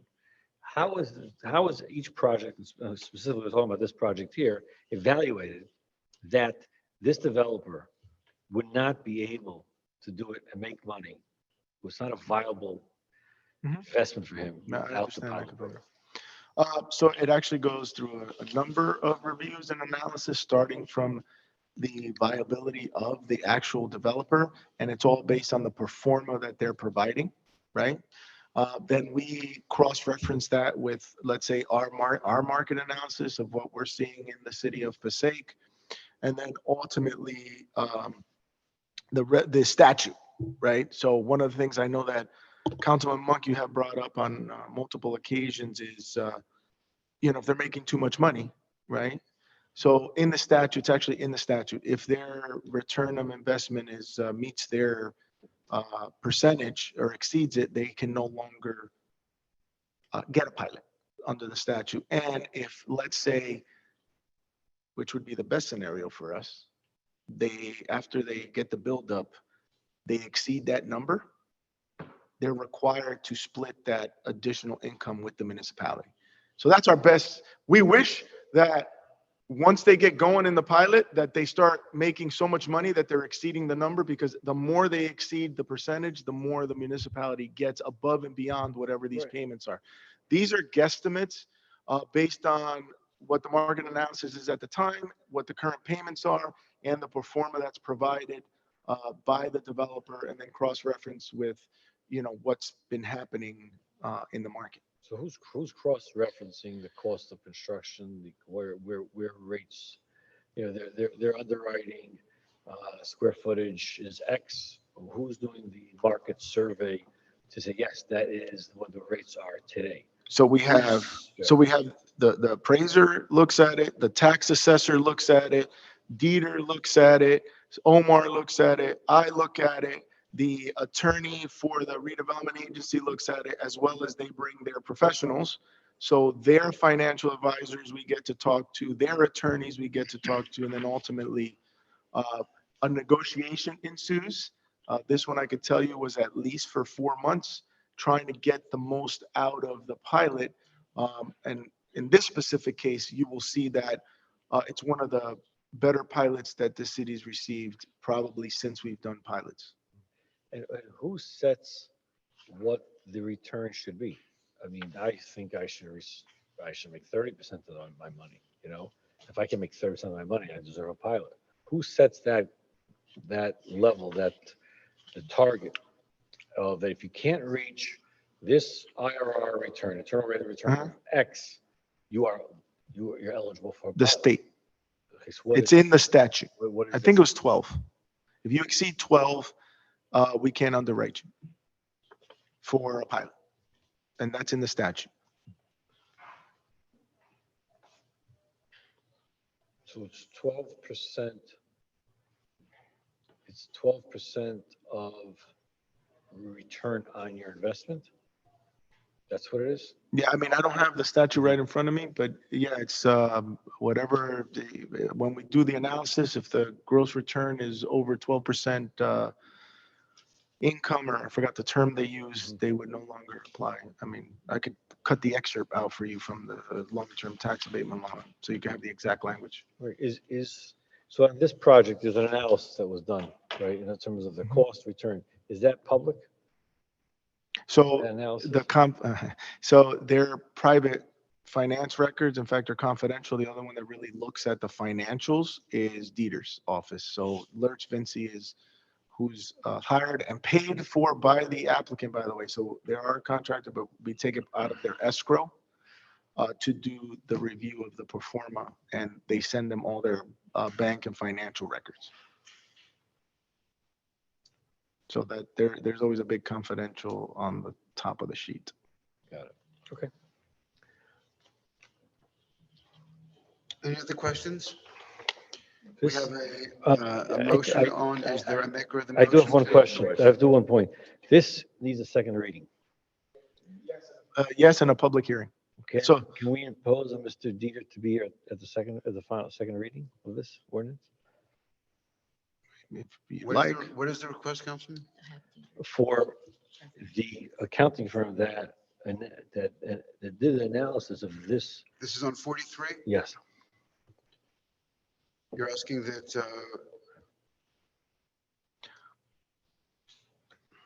Do we have the city's representative, Mr. Lurch, present at that meeting? Is that it? Yes, Is that please, it? yes. Why don't we do that with the council's permission? If we can have a motion on 43 to approve for second and final reading at our meeting of August 1, conditional upon the availability of Mr. Lurch. Is that acceptable? Please, thank you. Very good. Yeah, Is but that- just so the line of questioning Has to stay within, yes. has to stay within. I'm sorry, what happens if he's not available? Then it will be, then we'll, at the next meeting after that, we'll ask him for his availability. Or if I may, again, if the questioning stays within, I could speak to Mr. Dieter before Yeah, me, that's what I would. which is, that's a fine, that's okay with the There were administration. specific questions that Yeah. can be answered before that, because if there's a motion to make it conditional if he's not present, and the question is Yeah, answered, then we wouldn't be able to move forward. I'm fine with speaking, if it's okay with administration, for me to speak to him before meeting, that's fine. Yeah, that was great. Okay, I'm Just so we're fine. clear in his involvement, he is the one that vets every single developer, every single developer with a pro forma that they provide to make sure that the pro forma for the project is then reviewed with their financials to make sure that that pro forma and what they make, they have the financial wherewithal to do the project. So that's what their main goal is. So they look at the pro forma, what they provided with the rents and all that other stuff and the price of the project versus their financial capacity to make the project happen. So that's what, just so we're clear on the line of questioning and what his review and advice is for. Okay, so I can understand that that's strictly confidential, that's a person's financial, personal finances.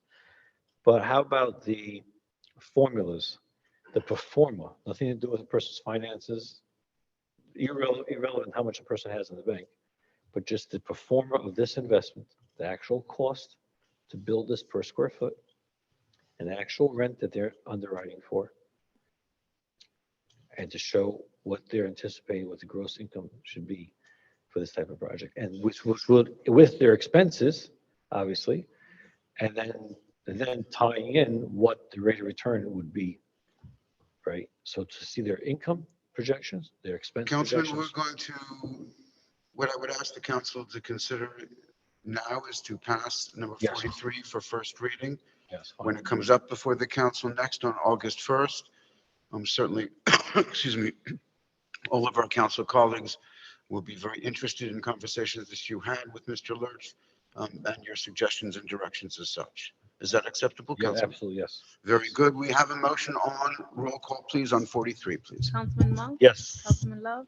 Yes. Councilwoman Mello? Yes. Councilman Short? Yes. Councilman Garcia? Yes. Councilwoman Colon Montañez? Yes. And Council President Shay. Yes, thank you. On 44, please, an ordinance adopting a redevelopment plan for blocks 1003, lot 6 and 20 in the city of Passaic, corresponding to 113 and 99-107 4th Street. Is there a motion, please, to accept for set down for second and final reading at our meeting of August the 1st? So moved. Motion? Second, thank you. Roll call, please, on 44. Councilman Monk? Yes. Councilman Love? Yes. Councilwoman Mello? Councilman Short? Yes. Councilman Garcia? Yes. Councilwoman Colon Montañez? Yes. And Council President Shay. Yes, thank you. Number 45, please, an ordinance adopting a redevelopment plan for block 4062, lot 18 in the city of Passaic, corresponding to 162-164 President Street. Is there a motion, please, to accept for set down for second and final reading at our next meeting of August the 1st? So moved. Second. Motion and second. Roll call, please, on 45. Councilman Monk? Yes. Councilman Love? Yes. Councilwoman Mello? Yes. Councilman Short? Yes. Councilman Garcia? Yes. Councilwoman Colon Montañez? Yes.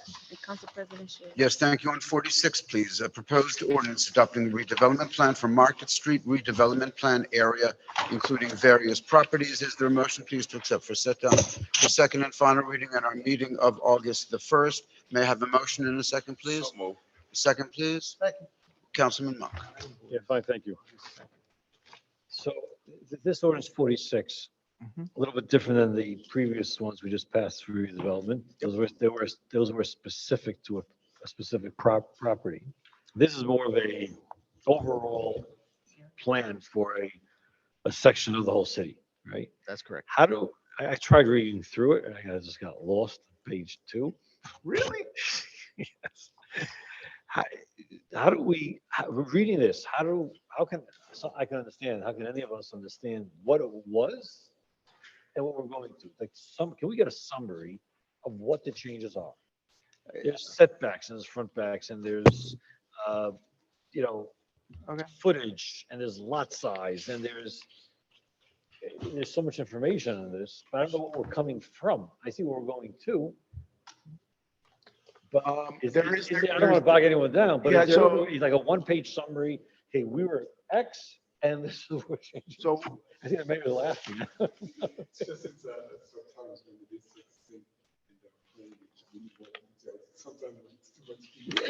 Can we make it the nature of government? Yeah, so I promise you it's in there. It's probably more wordy than summary. So what we'll do is I can pull out the current zoning code and read it through, and then you can cross-reference it with what's there. What we're so we're in its most basic form. We passed an ordinance a while back to make this a commercial residential high density. It was not enough to get developments going. So what we've done now is convert that commercial high density area into a redevelopment area so that there's greater flexibility for the developers to come in and get approvals, having ability to get greater financing and things of that nature with this designation. So it doesn't really change. Quite frankly, it minimally changes. In fact, the real changes of like lot size and stuff is actually more to our benefit because now it requires workforce housing where the underlying zoning didn't have workforce housing. That's a new requirement. Having affordable housing, a percentage of it be affordable housing is a new requirement that's in there. And things of that nature that have been.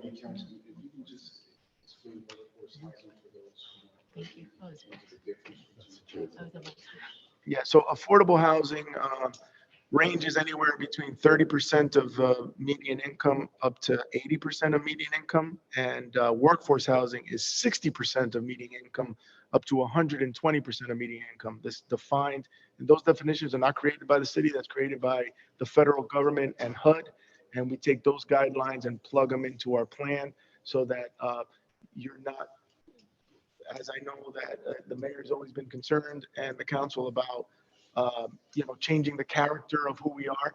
So what this does is it makes sure that people that are working class can stay in the municipality, that people that are lower income can also stay while still diversifying the incomes in these new developments. So that you have low income, you have moderate income, you have workforce income, and you have, maybe higher incomes.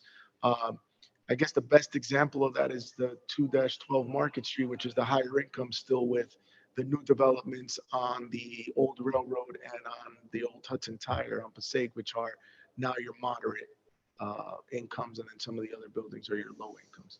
So if the investment didn't work without affordable, how are these going to work with affordable? Where you rent so less. Councilman Monk, I'm going to ask you to please be so kind as to hold this question to a second and final reading so that we'll all have a chance to explore the issue by then.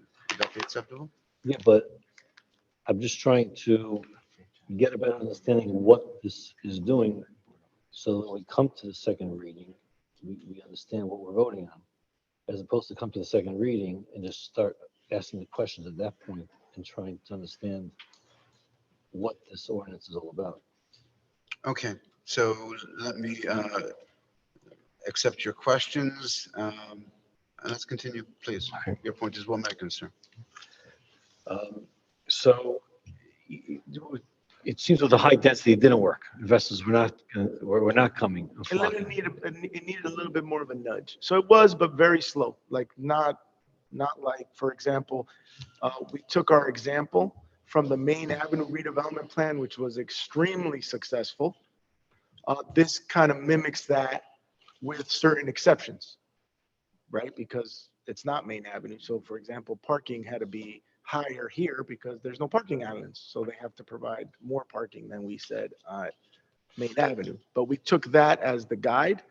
That was extremely successful. In the east side of town where you're getting the designated redevelopment areas, having a high success rate of getting developers. That's why we said South Street, because those are all designated and we're getting developments and not just residential because you got Patella Woodworking. They came in and we were able to entice them because it was a redevelopment area. So that being our guide and seeing what's actually happened and the fact that it's been about a decade that we did the high density and it's really been trickling in really slow, the idea of promoting it like we promoted Main Avenue and South Street was really the catalyst for this, especially in an area that is our highest density, lowest income, and has the oldest housing stock in the city, right? So being the oldest housing stock in the city, how do we get to renovate those, provide quality housing for a diversified type of rentership? And as we like to say, fill in the teeth, right? Because you got buildings that are 3 stories, then a 1 story, then a 2 story, then a 1 story. And it looks like somebody punched out their teeth when you look at the skyline, right? So to kind of fill in the teeth, similarly to what we did on Main Avenue, would be here for Market Street, which is, a more, and what I may say is, this is a more localized commercial district. These are your mom and pops where residents of the city of Passaic run those businesses. And for them to continue to run their business and to give them the support of clientele and the benefit of all the funding sources that we had from the state to redo the Market Street streetscape, it all falls in line. Like having this in place is just like another added bonus to all the great things that we've been doing in the east side of town. So just as an example, I'll try to keep it short, Council President. So let's say parking, right? Because parking is something we always talk about, the lack of parking. From the plan that we're coming from, does this allow less parking, what we're proposing here with this ordinance, or is it the same? So what will happen is the initial first commercial is always an incentive, right? So the first 5 to 10,000 square feet of commercial, which is what's on there now, there's no parking. If they go to 11,000, then they need to provide parking because that's already in our current underlying ordinance. For the residential, I think the exception was 5 because of the residential parking permit program that allows you to park on the metered spaces overnight, which was not allowed before. Then after that, you need to provide the parking. And then there's added things that weren't before that you need now, right? So for example, the electric vehicle parking and things of that nature are now part of this plan that were not on the underlying, but we also passed an ordinance. So that's kind of Parking in lieu, payment in lieu of parking. Payment in lieu of parking. That was there before. We had that. That was there. Also, what this does is allow, it makes it very clear for anybody who wants to invest on how they have to come to the boards with an agreement for parking, right? So it has to be within 500 feet. They have to have a shared parking analysis. Those things aren't on the underlying ordinance, but they're in this ordinance, right? So it takes it a step further. So it provides the board members with, when they present before the board, additional analyses that were not required under the current ordinance. So even though there's a benefit, there's also added requirements that they need to provide to the satisfaction of the board members. Okay, I have one last question. Yeah. Under this redevelopment, by changing to a redevelopment plan, does that make these parcels eligible for pilot programs? So these are an area in need of rehabilitation. So the maximum would be the 5 years if they qualified. And prior to this, adopting this, were you able to get a pilot? No, not under the normal circumstance. It would be more as and to clarify from the other statement before, it would then fall onto the rehab pilot that the municipality already had long before, which has been there forever. And it caps at whatever it was, 20 so really, or something. so probably a big thing of adopting this ordinance is giving the developers the ability to apply for a pilot program. A 5-year. A 5-year, right. That's probably the biggest. I would argue that that's not the biggest. Okay. So the biggest is actually financial incentives. Yes, it helps when they go to the bank with the ability to get a 5-year abatement. But the fact that they're in a designated redevelopment, well, in this case, rehabilitation area, because it's a 5-year plan, actually allows them greater access to funding. Okay. Especially federal and state funding. So that's probably bigger than the pilot because it's a 5-year. If it was a 30-year, it would be a different conversation. Okay, thank you. Thank you. Question, Mr. Fernandez. All of these programs that we participated in, joined with, whatever, all of these are rentals? No, not necessarily. So some are condos, like condominiums, and some are rentals. Is that a significant number? No, but it's a mixed bag. The majority is going to be mixed use, commercial on the first floor, apartments above. But for example, we have a mixed use. Apartments to be leased, not owned. That's correct. The majority of the residential is rental, but there are purchase, right? For example, a mixed use building, that's a very clear example of that, is the VFW, right? Those are not apartments. Those are condominiums for veterans to be able to do that. And remember, condominiums are a form of ownership, not a use, right? So the fact that you approve an apartment building doesn't mean that you can't convert that apartment building to condos at any time or convert them back to apartments. So just so we're clear, right? It's not like they're going for a single family, 2-family. It's a multifamily building. You can convert a multifamily building into a condominium. New York does it all the time. Good. Any other questions, please, on 46? If not, is there a motion, please, to accept number 46 for second and final reading at our meeting of August 1st? So move. Motion Second. and second, roll call, please. Councilman Monk? Yes. Councilman Love? Yes. Councilwoman Mello? Yes. Councilman Schwartz? Yes. Councilman Garcia? Yes. Councilwoman Colon Montañez? Yes. Council President Shear. Yes, thank you. We're under Remin numeral 11, please. Payment of bills. Are there any questions on the bills? Councilman Monk? Oh, sorry, my light was absent. Thank you, sir. I see no lights at this time. Is there a motion, please, to accept the bills as presented by the clerk? So move. Motion Second. and second. Thank you. Roll call. Councilman Monk? Yes. Councilman Love? Yes. Councilwoman Mello? Yes. Councilman Schwartz? Yes. Councilman Garcia? Yes. Councilwoman Colon Montañez? Yes. And Council President Shear. Yes, thank you. Mr. Fernandez, I know that we've worn you out, but nonetheless, you're on the agenda. Any report to the council, please? Not at this time, Council. Very good, sir. Mr. Mayor?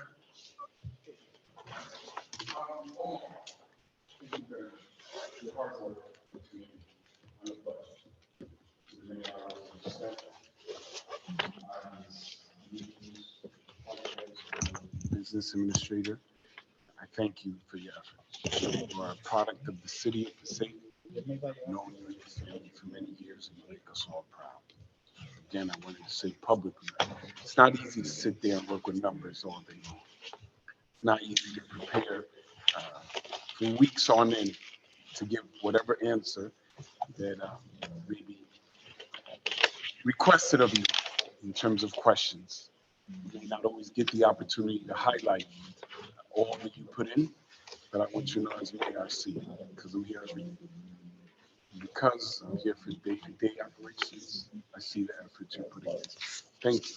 You are a consummate professional, and I'm so very proud to have you on my administrative team. To the business administrator and all the department heads that work so very hard during these most challenging few years. It's been a difficult few years. These meetings aren't always easy, especially those who are joined on Zoom. Our legislative branch, we come together twice a month, oversee and vote on what you do every single day. You make a real difference, and I thank you. For those who joined in this meeting and saw some of the ordinances and things that we were discussing, putting the philosophical positions aside, there's been a real effort to invest in our east side. There's been properties that have remained vacant and blighted for over 35 years, namely 8th Street, the 1985 Labor Day fire. I would so wish we had a list of investors that we could swipe at like one of those dating apps. We don't want you, we don't want you, we don't want you. Hey, this is the best investor. We like you. Doesn't work like that. A question was posed that I was going to skip over, but I'm going to take a point of privilege since it's one of the few times in the council meeting that the mayor is requested to speak, to share this.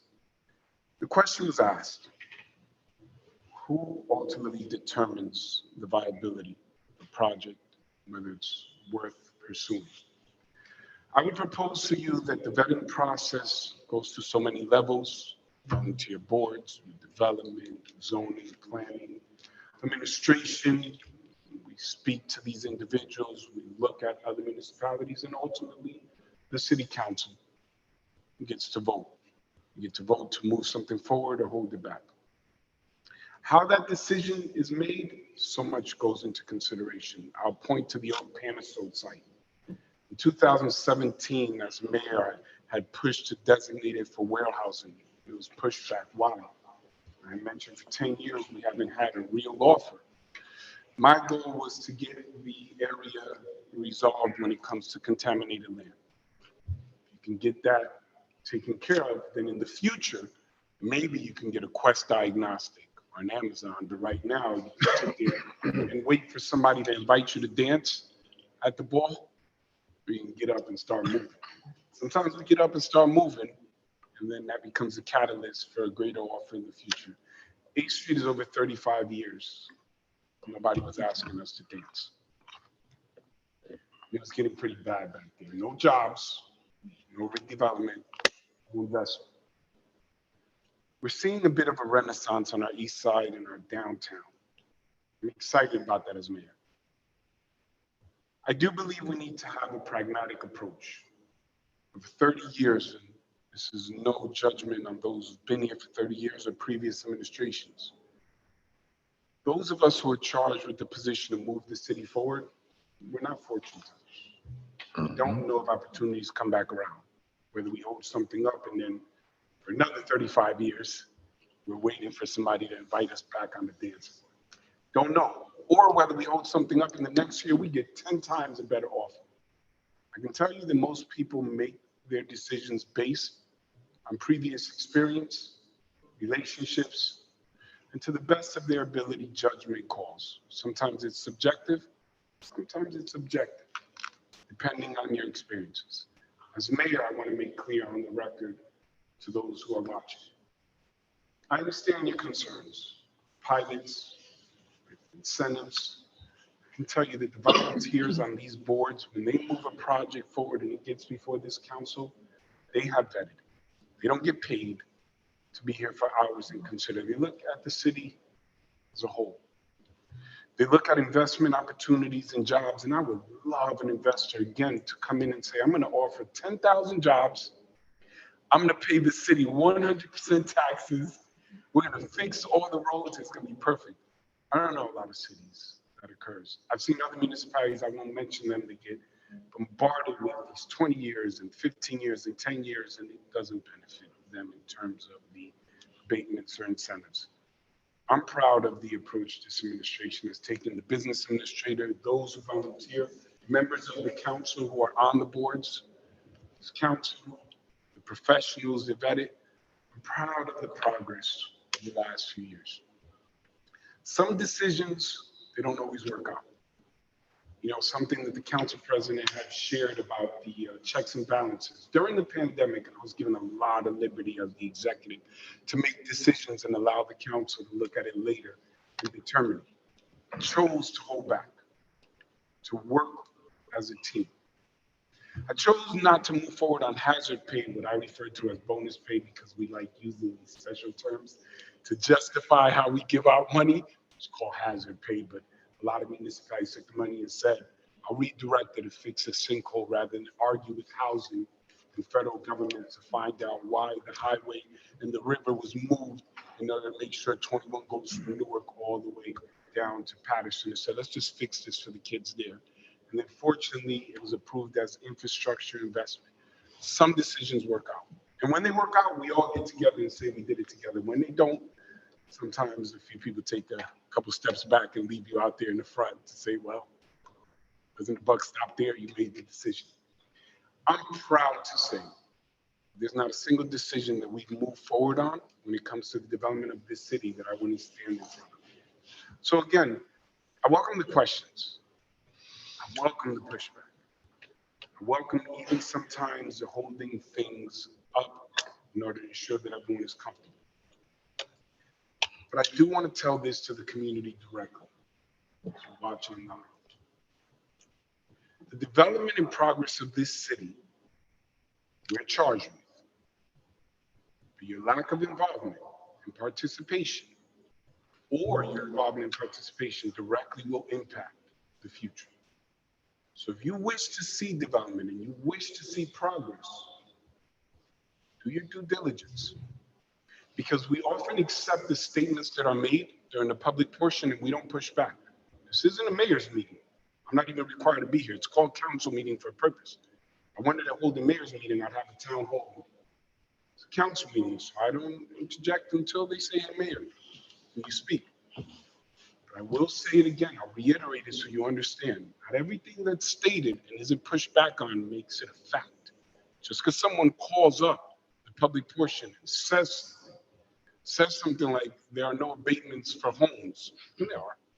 We're doing improvements, Yes. for basements or kitchens. There are one-family homes that get these incentives. Just because someone says something doesn't make it true. Right. So study, do your research, and then come to council meetings. So I want to see the progress continue because you know what? I've said it before and I'll conclude with this. 25 years from now, no one's going to remember my name. I assure you that. Because if I asked any of you who was the mayor 25 years ago, you probably won't remember. They'll remember the work we did to set this city up to be in a better position for generations to come, and that's what matters. So subjective feelings aside, philosophical differences aside, ultimately, I believe we all make the decision based on what's the best outcome for the city as a whole. With that said, I conclude my remarks. Thank you, Council President, for your patience and indulgence. Thank you, Mr. Mayor. Comments from members of the council? Seeing none at this time, is Council there a President, motion? I'm sorry, excuse me. We have a request from the administration to carry item 44, 45, and 46 to our September 7th meeting instead of August 1st. Yeah, Council President, if I may, these resolutions refer to the planning board as required by law for them to do their review. The planning board meets once a month. Their meeting this month coming is August 2nd, which is the day after the council meeting. So we will not have their recommendation as required by law. So we're requesting that it be the 7th. I didn't notice it said the 1st at the bottom. I'm new to reading glasses, so forgive me. So you're looking to move it to when? The first meeting in September, what is it, the September 7th? Yes, sir.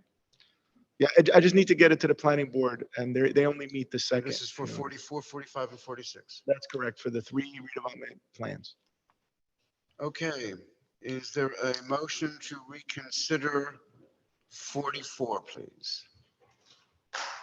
Anyone who voted in the affirmative may ask for a reconsideration. Is there any reconsideration for 44, please? Move. There's a move for reconsideration. Is there a second? Second.